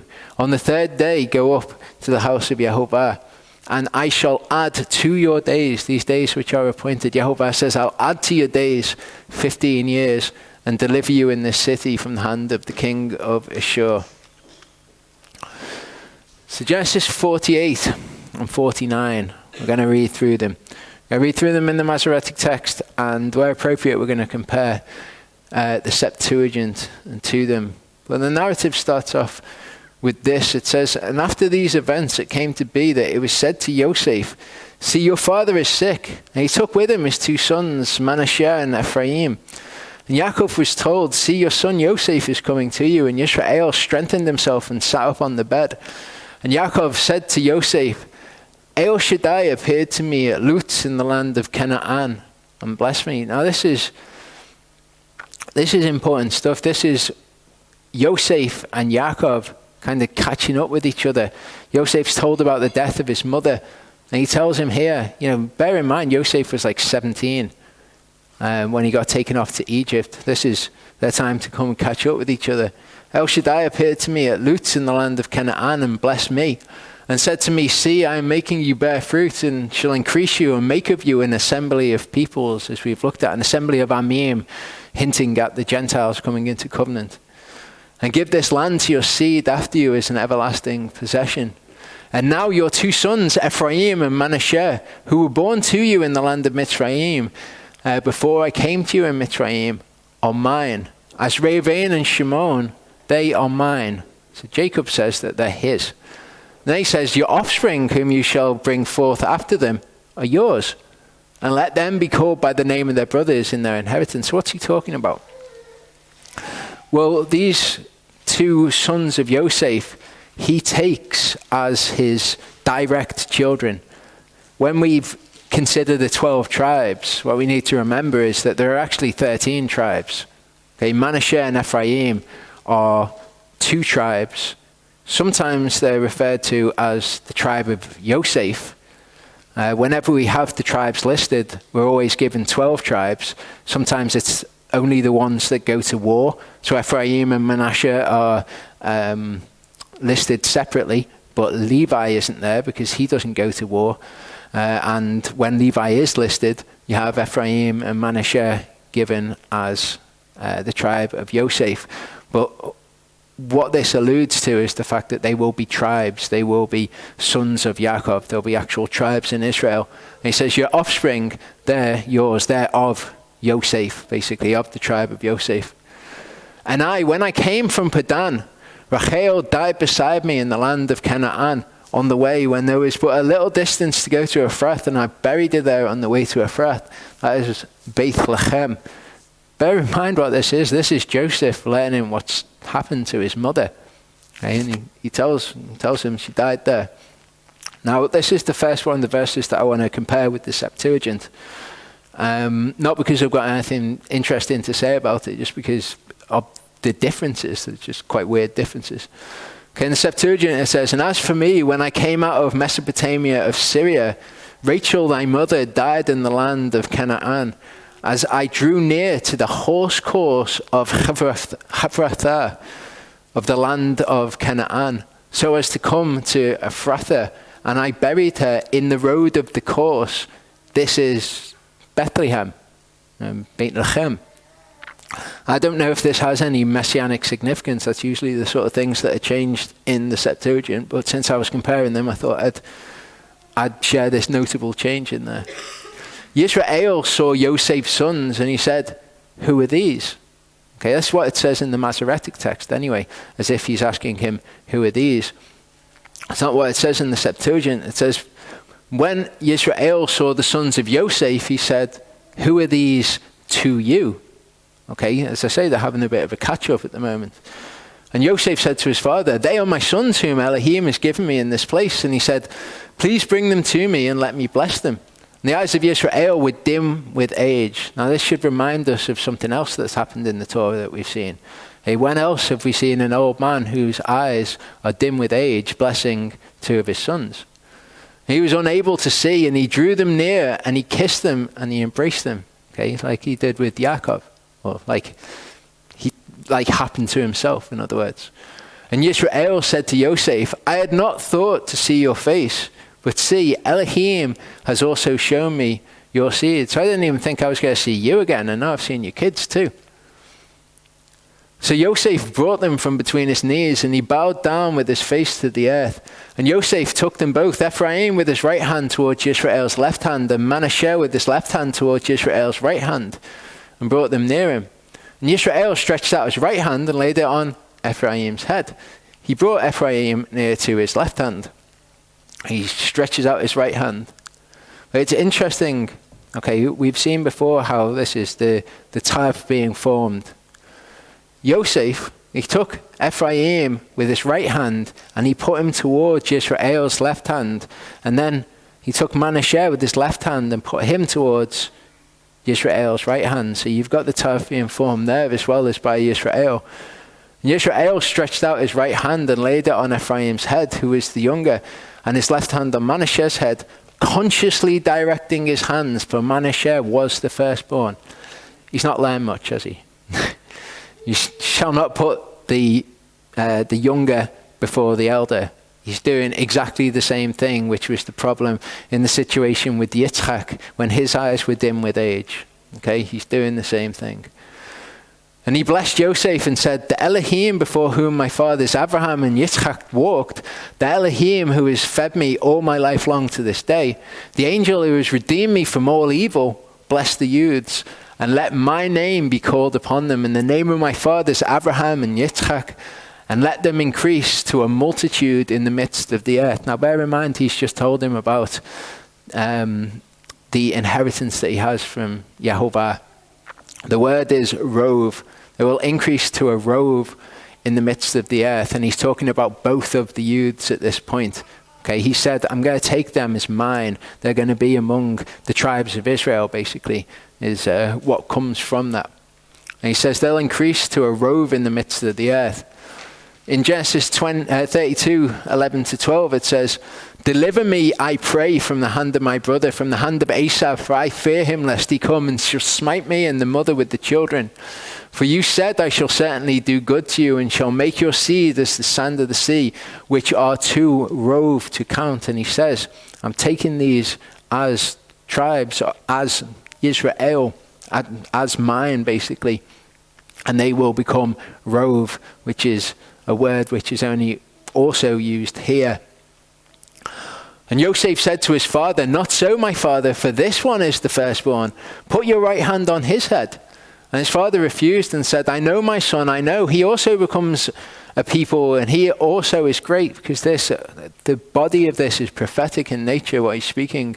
And yet his younger brother is greater than he, and his seed is to become the fullness of the Gentiles. So he's like, no, I'm going to give this blessing to the one who's not the firstborn.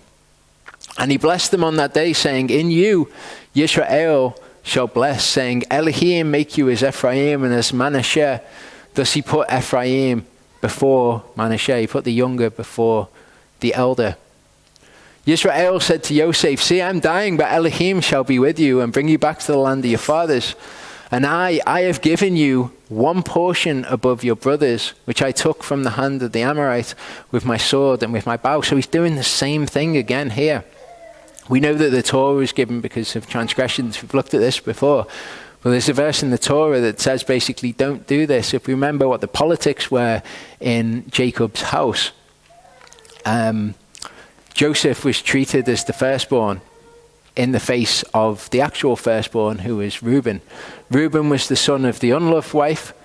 Joseph was the son of the loved wife. And we see Yehovah correcting this behavior in Jacob when he gives the Torah. He says, when a man has two wives, one loved and the other unloved, and they have borne him children, both the loved and the unloved, and the firstborn son is of her who is unloved, then it shall be on the day he makes his sons to inherit his possessions. That's this day.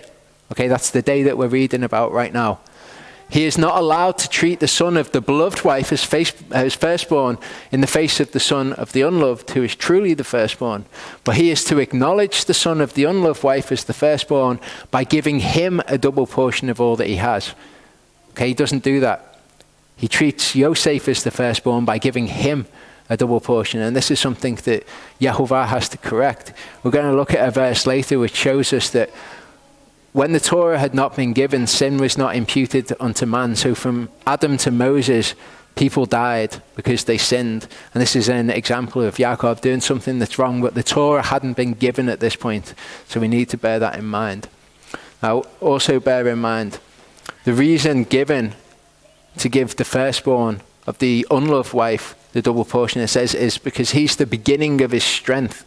The right of the firstborn is his. That's a phrase we need to remember. Yaakov called his sons and said, gather together so that I declare to you what is to befall you in the last days. Gather together and hear, you sons of Yaakov, and listen to Yisrael your father. Now, at this point, I'm not going to go through this Torah portion as we've gone through it in years prior. What I would recommend to people is that they use the website. And as we get new subscribers, I like to remind people that the website's there, so they've got a tool to look at the Torah portion, because we're not actually on the same Torah portion as everyone else. So if people want to study the Torah portion that they're up to, go to thewaybiblicalfellowship.com. No www. Just thewaybiblicalfellowship.com. Go to Torah portions by Parsha, and you come to this screen. For this Torah portion, as an example, go to Genesis, you come to this screen, you've got all the Torah portions there for all of the books. This Torah portion we're on, and you'll come to the past 4 years of Torah portions that we've done. Charlie's gone into things from one point of view in the Torah portions, and I think he's done a couple of these. Maybe I've done a couple of them. Maybe he's done 3. I've done 1. I don't know. But there's a whole wealth of information here, which if you want to study this Torah portion any further, you should check out. Verse 3 says, Reuven, you are my firstborn, my power, and Reuven, remember, son of the unloved wife, the firstborn. What did it say? Give him the double portion blessing, because he is the beginning of your strength. Now he recognizes this here. He says, in the beginning of my strength, the excellency of exaltation and the excellency of power. Boiling like water, you do not excel, because you went up to your father's bed, then you defiled it. He went up to my couch. Okay, so have a read over this, the things that are said about him. Boiling like water, you do not excel, because you went up to your father's bed, then you defiled it. He went up to my couch. Different from the Septuagint version. It says, Reuben, thou art my firstborn, thou my strength, and the first of my children. Hard to be endured, hard and self-willed.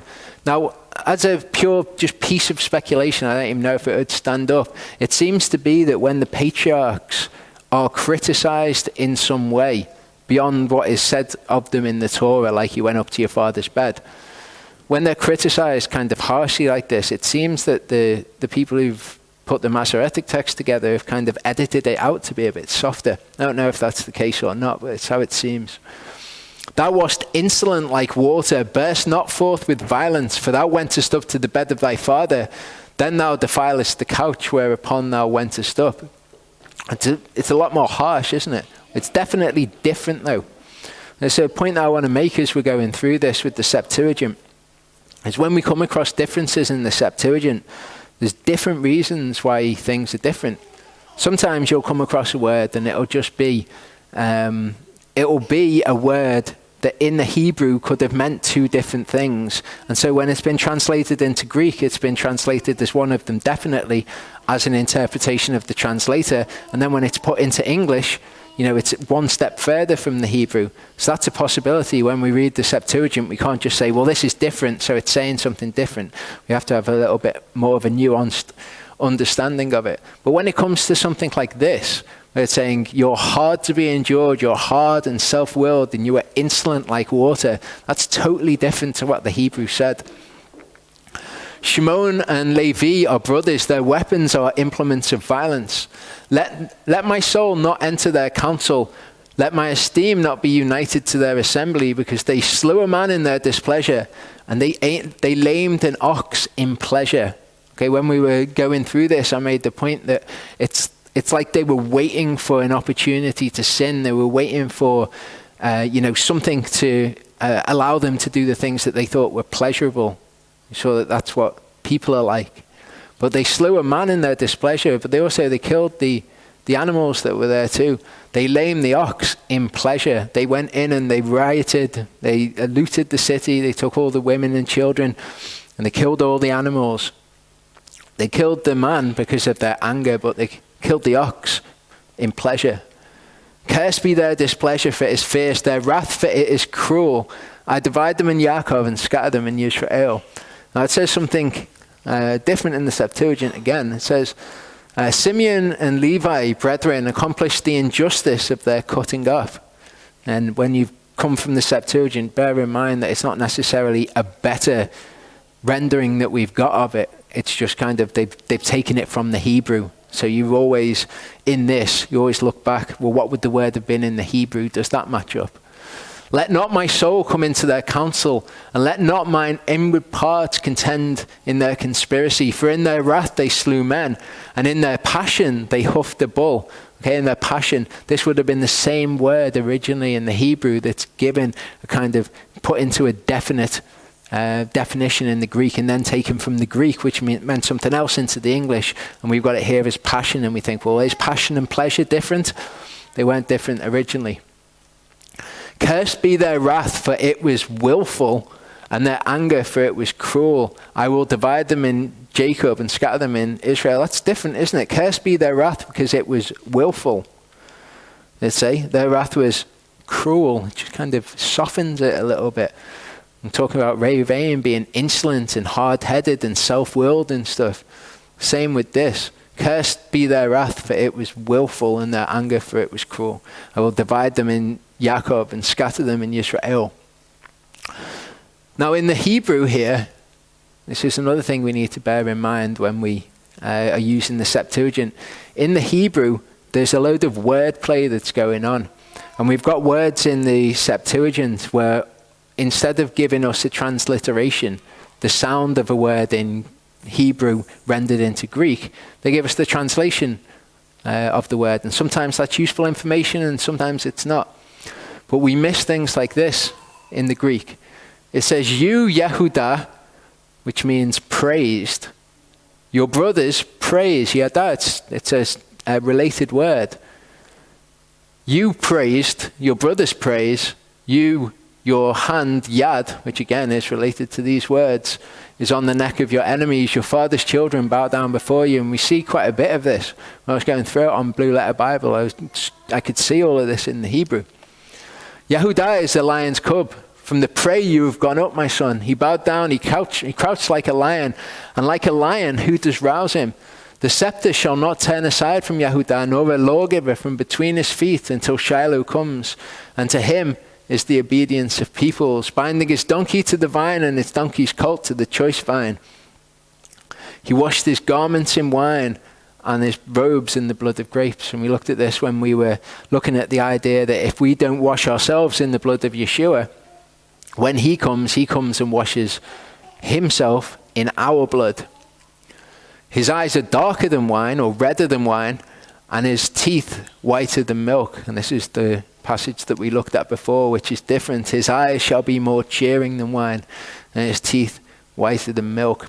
Definitely say to anyone who's studying out the Torah portions that you should look at the Septuagint along with the Masoretic text, and bear in mind the things that I'm talking about, why there are different reasons for differences. Zebulun dwells at the seashore. He's a haven for ships, and his border is unto Sidon. Not really any reason that you can think of to change that. And what do you know? Zebulun should dwell on the coast. He shall be by a haven of ships, and shall extend to Sidon. Yisachar is a strong donkey lying down between two burdens. It's a weird thing to say. And he saw that a resting place was good, and that the land was pleasant, and he inclined his shoulder to bear a burden, and he became a subject to slave labor. This is changed interestingly in the Septuagint. It says, Issachar has desired that which is good, resting between the inheritances. Okay, we looked at this idea of where the people actually came to dwell in the land when we were looking at Moses' blessing to the tribes. And having seen the resting place that it was good, and the land that it was fertile, he subjected his shoulder to labor. He became a husbandman. That's an interesting change, because we've looked before. Charlie mentioned last week about when a shepherd is mentioned, about having spiritual connotation, but we've looked before at a man of the earth, and that having a spiritual connotation, a husbandman. It has a certain spiritual connotation, and that was taken out, it was changed in the Masoretic text. Dan judges his people as one of the tribes of Israel. Dan means judge. Okay? This word here, din, judges. We looked before, when we looked at Vayechi, that the yod means third person, whatever the verb does. So what this literally says is Dan, Yedin, Dan, he judges his people as one of the tribes of Israel. Dan is a serpent by the way, and adder by the path that bites the horse's heel so that its rider falls backwards. I have waited for your deliverance, O Yehovah. Subtle change. I've waited for your deliverance. I have waited. Compared to, he is waiting for the salvation of the Lord. I don't know the reason for this change. I just know that it's there. Okay, this has got some wordplay as well. Gad, a troop, raids him, but he raids its heel. In the Hebrew, Gad, gadud, good, but yugud, its heel. Okay. Bread from Asher is rich, and he gives delicacies of a king. Naphtali, that's the same in the Septuagint. Naphtali is a deer let loose. He gives words of elegance. Now these are bizarre phrases that are used here, and yet they've seen fit to change them from the bizarre phrases that were actually used in the Septuagint. I think the Septuagint rendering of it is more scriptural. Nephthalim is a spreading stem bestowing beauty on its fruit. That's a much more beautiful image to my mind. A spreading stem that bestows beauty on its fruit. As we saw before, we adorn the teaching of Yehovah by our attitudes of mind. Yosef is an offshoot of a fruit-bearing tree, by a fountain. His branches run over a wall. I'm going to compare this one for Yosef verse by verse to the Septuagint, because they're bizarrely different. Yosef is a son increased. My dearly loved son is increased. My youngest son turn to me. It's bizarre, isn't it? Instead of he's an offshoot of a fruit-bearing tree, by a fountain, his branches run over a wall. The archers have bitterly grieved him, shot at him, and hated him. This says, against whom men taking evil counsel reproached him, and the archers passed hard upon him.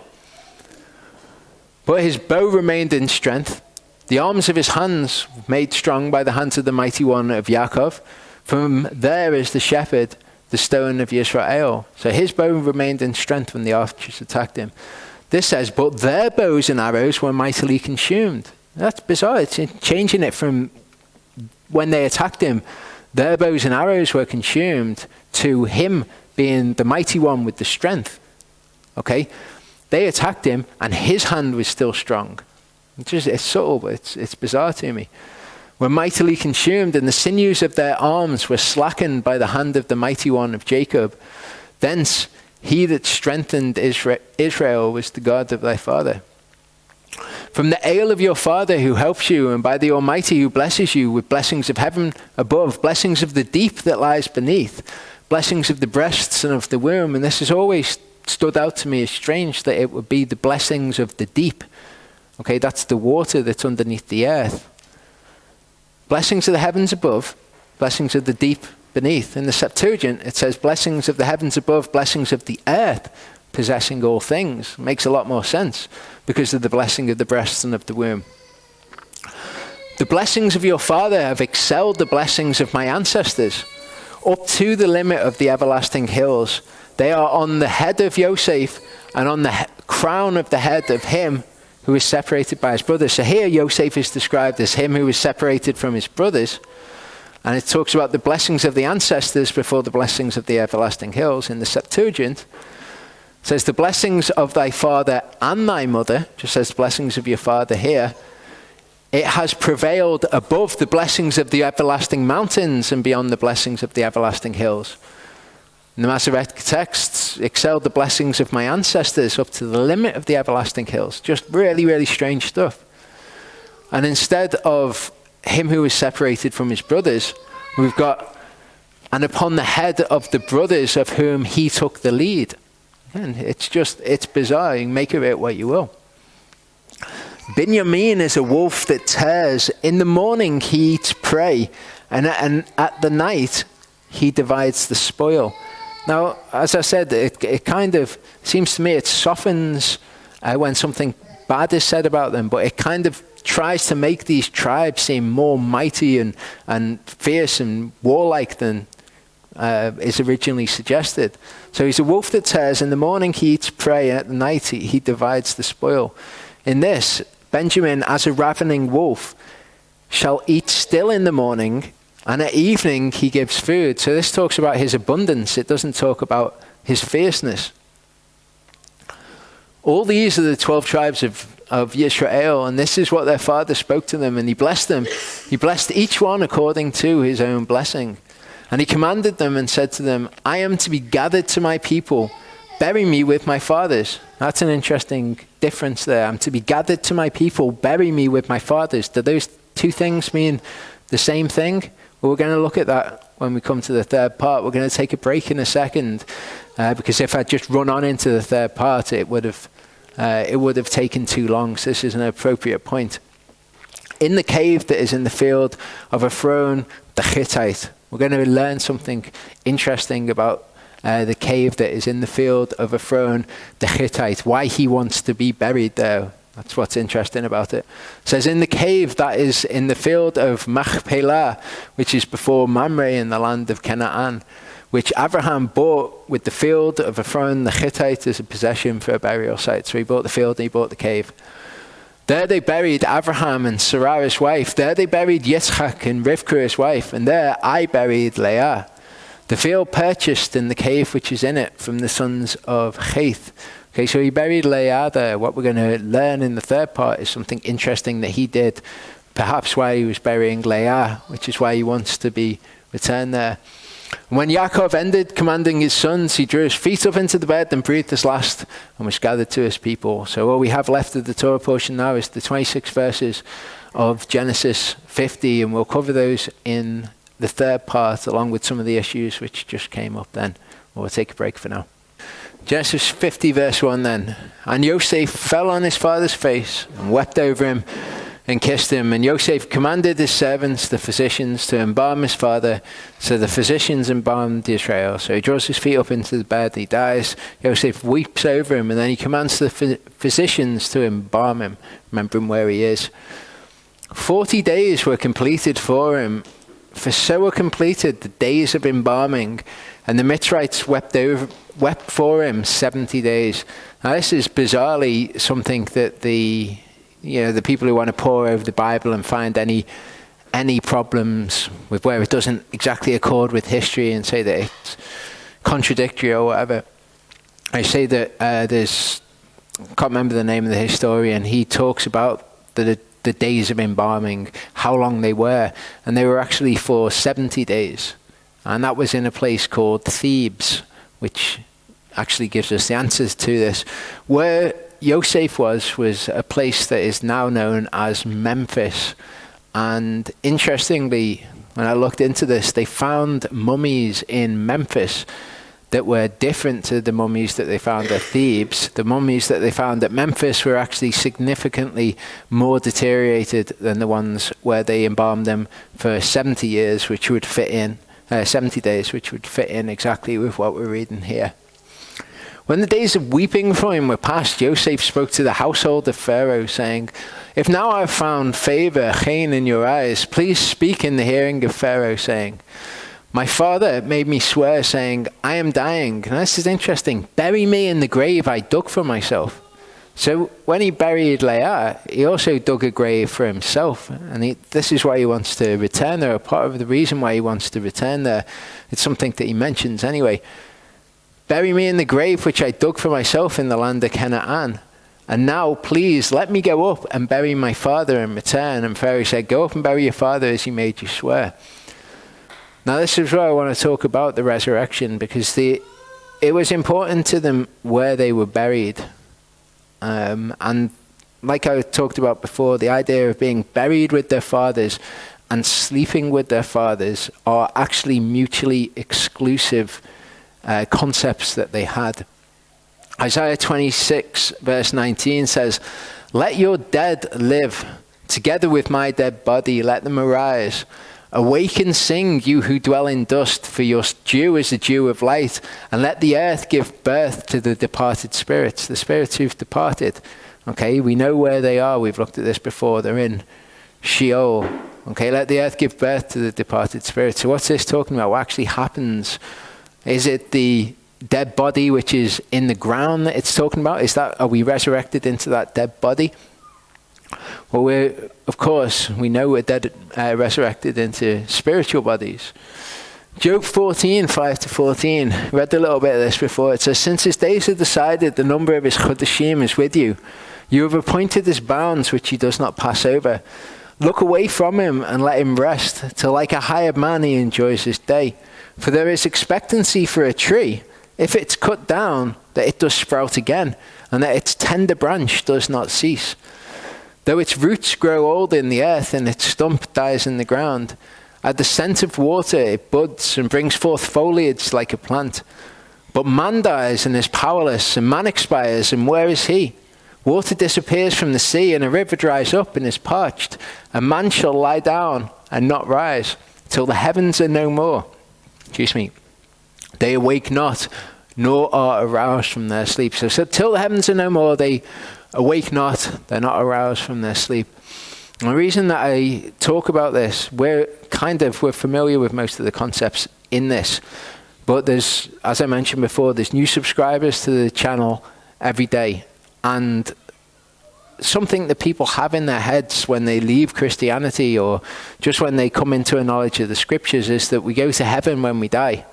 You know, the righteous go to heaven when they die. We know from the scriptures that David has not ascended into heaven. That's what it says in the book of Acts. It's well after the resurrection of Yeshua, when some people think is when we went to heaven. But we don't go to heaven. We go to a particular place. "If only you would hide me in Sheol, conceal me until your wrath turns away." You know the verse where it talks about go into your hidden chambers until the indignation is past. It's talking about the same thing when you read it in context, and also prophetic things as well. "If only you would hide me in Sheol, conceal me until your wrath turns away. Set me a time and remember me. If a man dies, would he live again? All the days of my struggle, I wait till my change comes." Okay, we know that if we are not resurrected from the dead and we catch up to him in the air, that we are changed as in the twinkling of an eye. John 5:25-29 gives us a little bit more insight on this. Yeshua says, "Truly, truly, I say to you, the hour is coming, and now is, when the dead shall hear the voice of the Son of Elohim, and those having heard shall live. For as the Father possesses life in himself, so he also gave also to the Son to possess life in himself. And he has given him authority also to do judgment, because he is the son of Adam. Do not marvel at this, because the hour is coming in which all those in the tombs shall hear his voice and shall come forth." That's not talking about their dead bodies in the tombs. It's talking about all those who are in the tombs, the souls of those people who are in a particular place. "And shall come forth those who have done good to the resurrection of life, and those who have practiced evil matters to a resurrection of judgment." 1 Corinthians 15:42-44 says, "So also is the resurrection of the dead. It's sown in corruption, it's raised in incorruption. It's sown in dishonor, it's raised in esteem. It's sown in weakness, it is raised in power. It's sown a natural body, but it's raised a spiritual body." There is a natural body and there is a spiritual body. So we know that this is what we are raised into. Our souls are resting elsewhere. I'm not going to look at the issue of sleeping in Sheol and whether there's consciousness in Sheol or not. What I'm going to look at today is the resurrection. John 10:17-18 says, "Because of this the Father loves me, because I lay down my life in order to receive it again." Okay, it's interesting that he had consciousness of this before. "No one takes it from me, but I lay it down of myself. I have power to lay it down, and I have power to receive it again. This command I have received from my master. So Yeshua laid down his life, and Yeshua went somewhere for 3 days before he raised again to life. Luke 23 verse 43, we've got Yeshua on the cross with the thieves on the cross. It says, and Yeshua said to him, truly I say to you, just like he did at the beginning of John 5 when he said, truly, truly I say to you. People quibble over whether he said, truly I say to you today, and then something came afterwards. But every time Yeshua speaks in this manner, he just says, truly I say to you, or truly, truly I say to you, and then he makes his statement. So he says, truly I say to you, today you shall be with me in paradise. So from this statement, it's implied that Yeshua went to paradise at this point, and that the thief would have been with him in paradise. In Ephesians 4 verse 9, it says, what does he went up mean, except that he also went down into the lower parts of the earth? Now, the lower parts of the earth, for people who are not familiar, is a place called Sheol. Yeshua describes Sheol in Luke 16, and he describes it as having 2 parts. Those who are comforted in the bosom of Abraham, as he calls it, because that's where they are. It's not a name for the place. And those who are tormented. Okay, and we'll look at a passage. They also first went down into the lower parts of the earth. So he went to paradise, and he went to the lower parts of the earth. So this is telling us that paradise is in the lower parts of the earth. But there's much more scripture that confirms this for us. Revelation 2 verse 7 says, he who has an ear, let him hear what the Spirit says to the assemblies. To him who overcomes, I shall give to eat from the tree of life, which is in the midst of the paradise of Elohim. Now, when we read this in the Greek, we think, well, this is just a new term which is being used here, the paradise of Elohim. What's it talking about? And we'll see where it's used in the Tanakh. But the tree of life is in the midst of the paradise of Elohim. In the Tanakh, in the Septuagint translation, it says that God planted paradise in Eden. It doesn't say that in the Masoretic text. Again, you've got a verse from the New Testament which is not supported by the Masoretic text, whereas it was supported by the original Septuagint. So God planted paradise in Eden. That's where paradise is. That's where the tree of life always was, always is, in paradise. Ezekiel 31:16 confirms that paradise is now in Sheol. The trees of Eden are in Sheol. It says, I shall make the nations shake at the sound of its fall when I bring it down together with those who descend into the pit. Okay, those who descend into the pit are those who are destroyed. And all the trees of Eden, the choice and best of Lebanon, all that drink water shall be comforted in the depths of the earth, the lower parts of the earth. That's where the trees of Eden are. And something that Charlie pointed out to me last time I went over some verses like this. Okay, if you notice, it says that all that drink water shall be comforted in the depths of the earth. And we know that when Yeshua was talking in Luke 16, he was describing what the Greek calls Hades. In the quote that it's quoting from, in the Hebrew, it's Sheol. Hades is just the closest Greek word that they had. So Yeshua is describing something that happens in Sheol in this passage. Crying out, he said, Father Abraham, have compassion on me and send Eleazar to dip the tip of his finger in water and cool my tongue, for I'm tormented by this flame. But Abraham said, Son, remember that in your life you received your good, and likewise Eleazar the evil, but now he's comforted while you are suffering. So what does he want? He wants water. He wants to be comforted.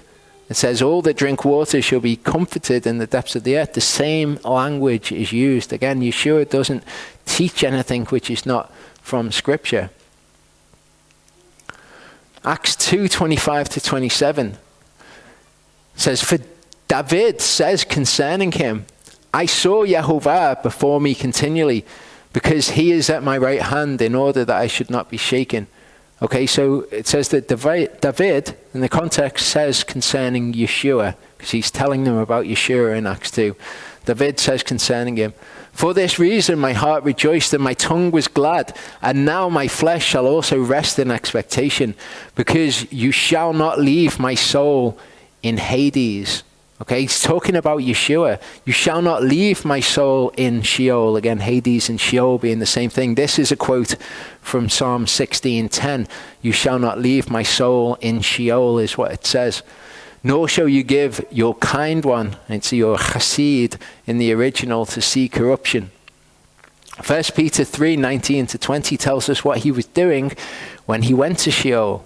Okay, we know that he went to the depths of the earth, where paradise is. We know that's where the trees of Eden are. We know that paradise was originally planted in Eden by Yehovah. We know that Yeshua descended. It says, in which also he went and proclaimed unto the spirits in prison, who were disobedient at one time when the patience of Elohim waited in the days of Noah.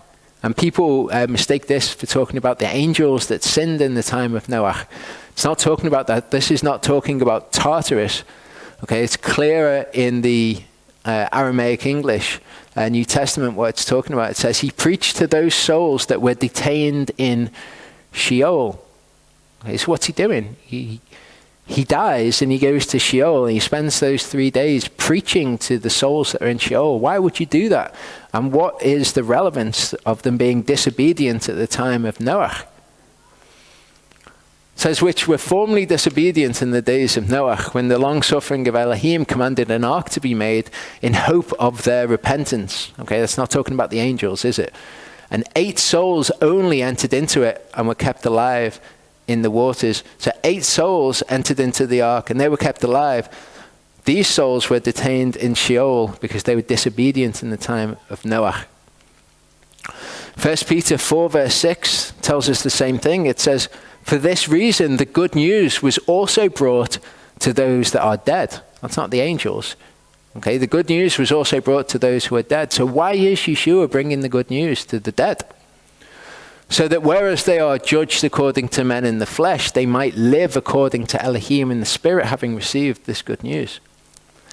Romans 5:12-14 gives us the reason why. It says, for this reason, even as through one man sin did enter into the world, and death through sin, and thus death spread to all men because all sinned. For until the Torah, sin was in the world, but sin was not reckoned when there is no Torah. So just like Yaakov, he sinned, but Torah was given to correct the things that he did. He walked in faith, but he did things that were wrong, and Torah was given to correct that so that anyone who came after that would know what it was to really walk in faith, to do what Yehovah requires of us. Okay, so death spread to all men because all sinned. All men were sinning, just like Yaakov was sinning. Death spread to all of them because to sin brings death. But sin's not reckoned to them when there is no Torah, if they did not have culpability before Yehovah. Adam, when he sinned, Adam knew what he was doing was wrong. He was given Torah, which is teaching and instruction on what he should be doing. He was told, do not eat of the tree of the knowledge of good and evil. So when he sinned, he knew exactly what he was doing. These people, they didn't have the Torah to tell them right from wrong. But they did all die because death had entered in because of sin, and they all sinned. But death reigned from Adam until Moshe, even over those that had not sinned according to the likeness of the transgression of Adam, who sinned willfully. He sinned. He'd been told what to do, and he just decided to sin anyway. These people weren't in quite the same boat. So, Yeshua uses the fact that he's died, uses the fact that he's gone to Sheol to spend his time there preaching the good news to these souls. Yeshua achieved an awful lot through his death. Hasatan demanded the ransom price, which was his blood. He paid the ransom price. He died, but even in his death, he went and preached to the souls in Sheol, and in so doing, he's paid the ransom for us so that we can live. We're taken out from the power of death, like it says here. Okay? Therefore, since the children share in flesh and blood, he himself similarly shared in the same. He became flesh and blood, so that by means of his death, he might destroy him, having the power of death, that is the devil. So he dies, he goes to Sheol, he preaches to the people in Sheol, he frees us from the power of death, and then he's got power to take up his life because he lived a sinless life. He achieved great victory over the enemy. Acts 24:14-15 says, "And this I confess to you, that according to the way which they call a sect, so I worship the Elohim of my fathers, believing all that has been written in the Torah and the prophets, having an expectation in Elohim, which they themselves also wait for." The Pharisees believed in the resurrection. He was saying, this is my expectation, the same as theirs, that there is to be a resurrection of the dead, both the righteous and the unrighteous. And I can't tell you whether the unrighteous receive spiritual bodies to be destroyed. Maybe they get resurrected in their actual physical bodies. I'm not sure how that works, because as far as I'm aware, we're not given explicit detail, but we are given new spiritual bodies, and we will be changed, as Job was expecting as well. In Genesis 47:29-30, it says, "Now show kindness and truth to me. Please do not bury me in Mitzrayim, but I shall sleep with my fathers, and you shall take me up out of Mitzrayim and bury me in their burial place." So these concepts are distinct from one another, where you sleep and where you're buried. Of course, there's the two sides of Sheol. You want to be sleeping with your spiritual fathers on the good side of Sheol. Deuteronomy 32:48-50. It says, "And Yehovah spoke to Moshe that same day, saying, Go up this mountain of the Avarim, Mount Nebo, which is in the land of Moab, which is opposite Jericho, and look at the land of Canaan, which I give to the children of Israel as a possession. Die on the mountain which you ascend, and be gathered to your people as your brother died on Mount Hor and was gathered to his people." Okay, so you're going to go up, you're going to die, and you're going to be gathered to your people. That's what he tells him. But in Deuteronomy 34, it says, "Moshe, the servant of Yehovah, died there in the land of Moab, according to the mouth of Yehovah, and he buried him in a valley in the land of Moab, opposite Beth Peor, and no one knows his burial place to this day." So Moshe was gathered to his people by the word of Yehovah. He was gathered to his people, but he wasn't buried with his people. So these things are distinct. Yehovah said to Moshe, "See, you are about to sleep with your fathers." That's what he tells him just before he goes. You're going to go and you're going to sleep with your fathers. But he's not going to be buried with his fathers. These two concepts are distinct. 1 Kings 2 verse 10, it says, "And David slept with his fathers and was buried in the city of David." Two distinct concepts.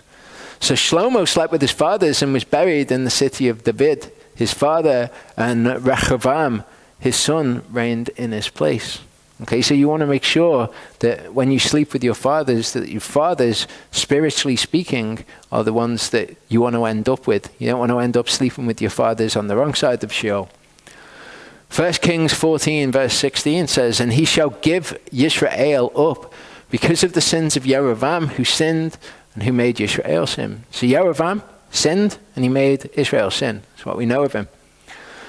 In verse 20 it says, "And the days that Yerovam reigned was 22 years. So he slept with his fathers, and Nadav his son reigned in his place." It doesn't say anything about where he was buried, but we know who his fathers were from the previous verses. 1 Kings 15, 1-3 says, "And in the 18th year of King Yerovam, son of Nebat, Aviam became king over Yehudah. He reigned 3 years in Jerusalem. His mother's name was Ma'achad, granddaughter of Avishalom. And he walked in all the sins of his father, which he had done before him. And his heart was not perfect to Yehovah." So he walked in all the sin, and his heart was not perfect to Yehovah, as was the heart of his father David. 1 Kings 15, verse 8. Okay, it's this guy that we just had mentioned here, the sinner. So Aviam slept with his fathers, and they buried him in the city of David. So he slept with his fathers, and we know who his fathers were. They buried him in the city of David, and say with his fathers. 1 Kings 15 verse 11 says, "And Asa did what was right in the eyes of Yehovah." Okay, so this guy, good king. "And Asa slept with his fathers and was buried with his fathers in the city of David, his father. And Jehoshaphat, his son, reigned in his place." So Jehoshaphat, who was also a good king, slept with his fathers and was buried with his fathers in the city of David, his father, and Yerovam, his son, reigned in his place. So you can see how there's these subtleties in the text. We can just read over them if we don't have a proper theological founding on this. And especially if we've come out of Christianity or we've just come out of the world and we think that we don't know what happens with the dead. What does it mean to go and sleep with your fathers?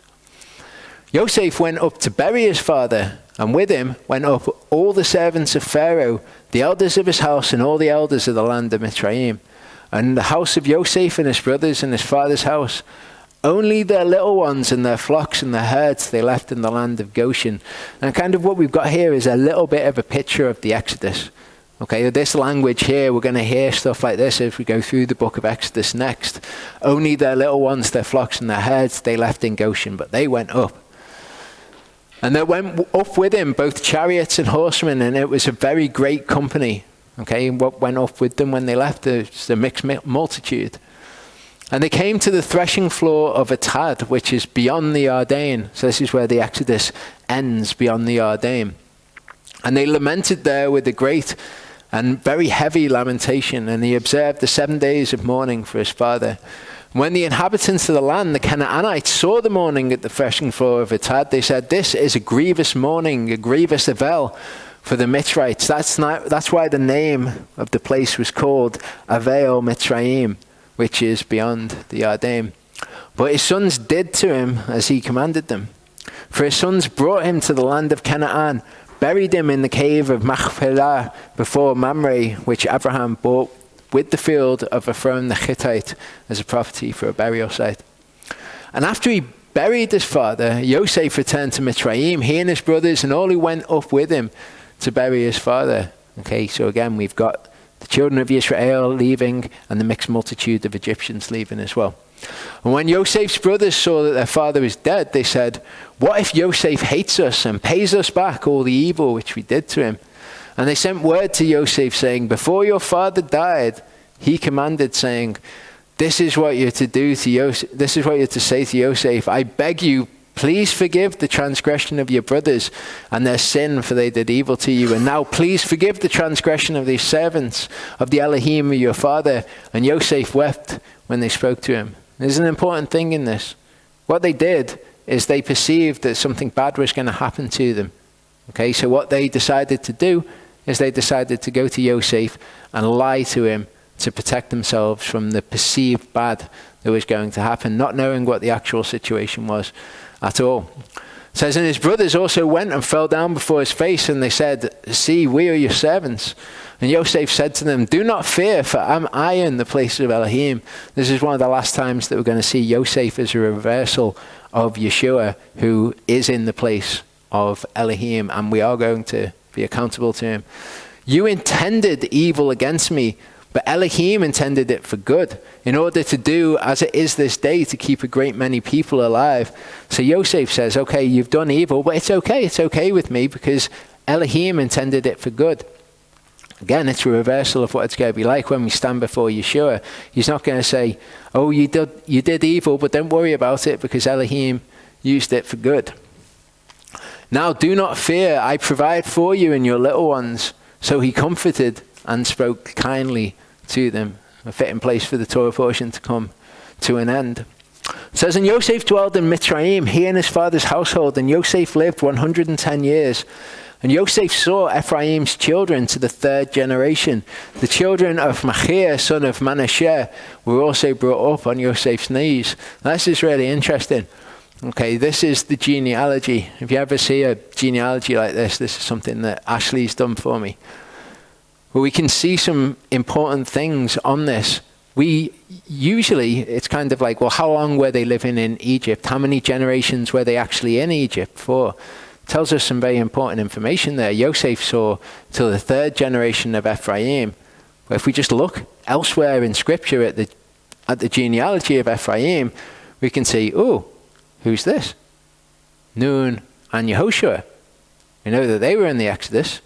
Yehoshua was the son of Nun. Nun came out in the Exodus. Who else can we see?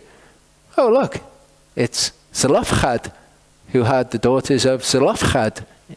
That was an issue in Joshua's generation. Look, they were of the same generation. So just that little piece of information that it gives us, we can find out quite a lot from it. Verse 24 says, and Yosef said to his brothers, I am dying, but Elohim shall certainly visit you and bring you out of this land to the land which he swore to Abraham, to Yitzchak, and to Yaakov. And Yosef made the children of Israel swear, saying, Elohim shall certainly visit you, and you shall bring up my bones from here. This idea of Elohim visiting them is suggested twice here. Yosef died being 110 years old. They embalmed him and he was placed in a coffin in Mitzrayim, which is where the book of Genesis comes to an end. But we can see the final time that we have a picture of Yeshua in Yosef right at the end of his life.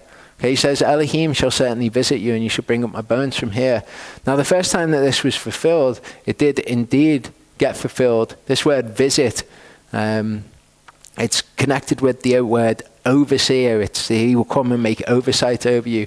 But we see reference to it in Exodus 4:29-31. It says, and Moshe went with Aharon and gathered together all the elders of the children of Israel, and Aharon spoke all the words which Yehovah had spoken to Moshe.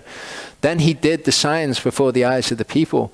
And the people believed, and they heard that Yehovah had visited the children of Israel. Same word that's used here, Yehovah visited the children of Israel. So he says, when he visits you, then you will carry my bones up. And we've got the actual physical fulfillment. It did actually happen, but it's also a picture of something else. It's another time when Yehovah visited them. Luke 19:41-44 says, and as he came near the city, he saw the city and wept over it, saying, if only you knew even today the matters for your shalom, but now they are hidden from your eyes. Because days shall come upon you when your enemies shall build a rampart around you and surround you and press you on all sides and dash you to the ground and your children with you, and they shall not leave in you one stone upon another, because you did not know the time of your visitation. So they did not know when Yeshua came to them. They did not know that they were being visited by Elohim. And it's the same Greek word again as in the Septuagint. So what did Yosef say? He said, when Elohim visits you, bring up my bones from there. Well, this is Elohim visiting them. We read in Ezekiel 37:1-14, the hand of Yehovah was upon me and took me out by the Spirit of Yehovah and set me down in the midst of the valley, and it was filled with bones. And whose are these bones? He made me pass among them all around, and see, there were very many on the surface of the valley, and see, they were dry. And he said to me, Son of man, would these bones live? And I said, O Master Yehovah, you know. Again he said to me, prophesy to these bones, and you shall say to them, O dry bones, hear the word of Yehovah. Thus said the Master Yehovah to these bones, see, I am bringing, same word for bring here, into you a spirit, and you shall live. And I shall put sinews on you and bring flesh upon you and cover you with skin and put a spirit in you, and you shall live. And you shall know that I am Yehovah. And I prophesied that as I was commanded, and as I prophesied, there was a noise, and there was a rattling, and the bones came together, bone to bone. And I looked and saw sinews and flesh came upon them, and skin covered them, but there was no spirit in them. He then said to me, prophesy to the Spirit, prophesy, Son of man, and you shall say to the Spirit, thus said the Master Yehovah, come from the four winds, O Spirit, breathe on these slain so that they live. And I prophesied as he commanded me, and the Spirit came into them, and they lived, and stood on their feet, a very great army. And he said to me, Son of man, these bones are all the house of Israel. Who is the house of Israel? What else are they known as? In this very passage of Scripture, they're known as Yosef and his companions, the Yosef's bones. And at the time of his visitation, when Yeshua came, okay, we know that he was the red heifer sacrifice which cleansed the temples, which allowed the Spirit, which is what's being prophesied here, to come into them on Pentecost or Shavuot, which is when the two wave loaves were waved, representing the house of Israel and the house of Judah, okay, being the prophetic fulfillment. So here we've got the bones of Joseph. See, they say our bones are dry, our expectancy has perished, and we ourselves have been cut off. Therefore prophesy, and you shall say to them, thus said the Master Yehovah, see, O my people, I am opening your graves, and I shall bring you up. What did he say? To bring up his bones from your graves. And it's exactly the same language in the Hebrew as well. This bring you up is the same words that are used. From your graves, and I shall bring you into the land of Israel. You shall know that I am Yehovah when I open your graves, O my people, and bring you up from your graves, and I shall put my spirit in you, and you shall live, and I shall settle you in your own land, and you shall know that I, Yehovah, have spoken and have done it, declares Yehovah. So it's very fitting that right at the end of Yosef's life, what is pictured, continuing the chronological sequence that we saw in the life of Yosef being chronological in the life of Yeshua, is what is achieved through the death of Yeshua in bringing up the bones of Yosef. So that's the end of the book of Genesis. When we come back next week, we'll be looking at the time of their visitation when Yehovah spoke to Moshe. Shall we pray?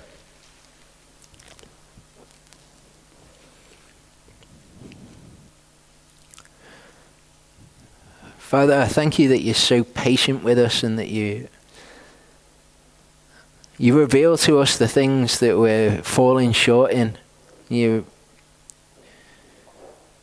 compassionate to us, and you chastise us as a father chastises the son whom he loves.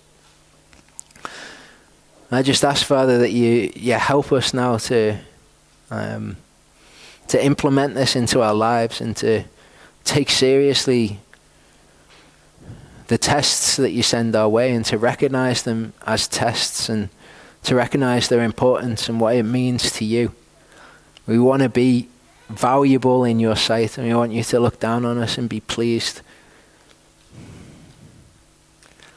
I ask, Father, that you strengthen us as we go through being tested as to this new information that we've become aware of. I know that you're going to test us in this. I just ask, Father, that you'd help us through it, and that you'd give us eyes to see when these tests come upon us so that we can be pleasing in your sight. Thank you, Father. Amen.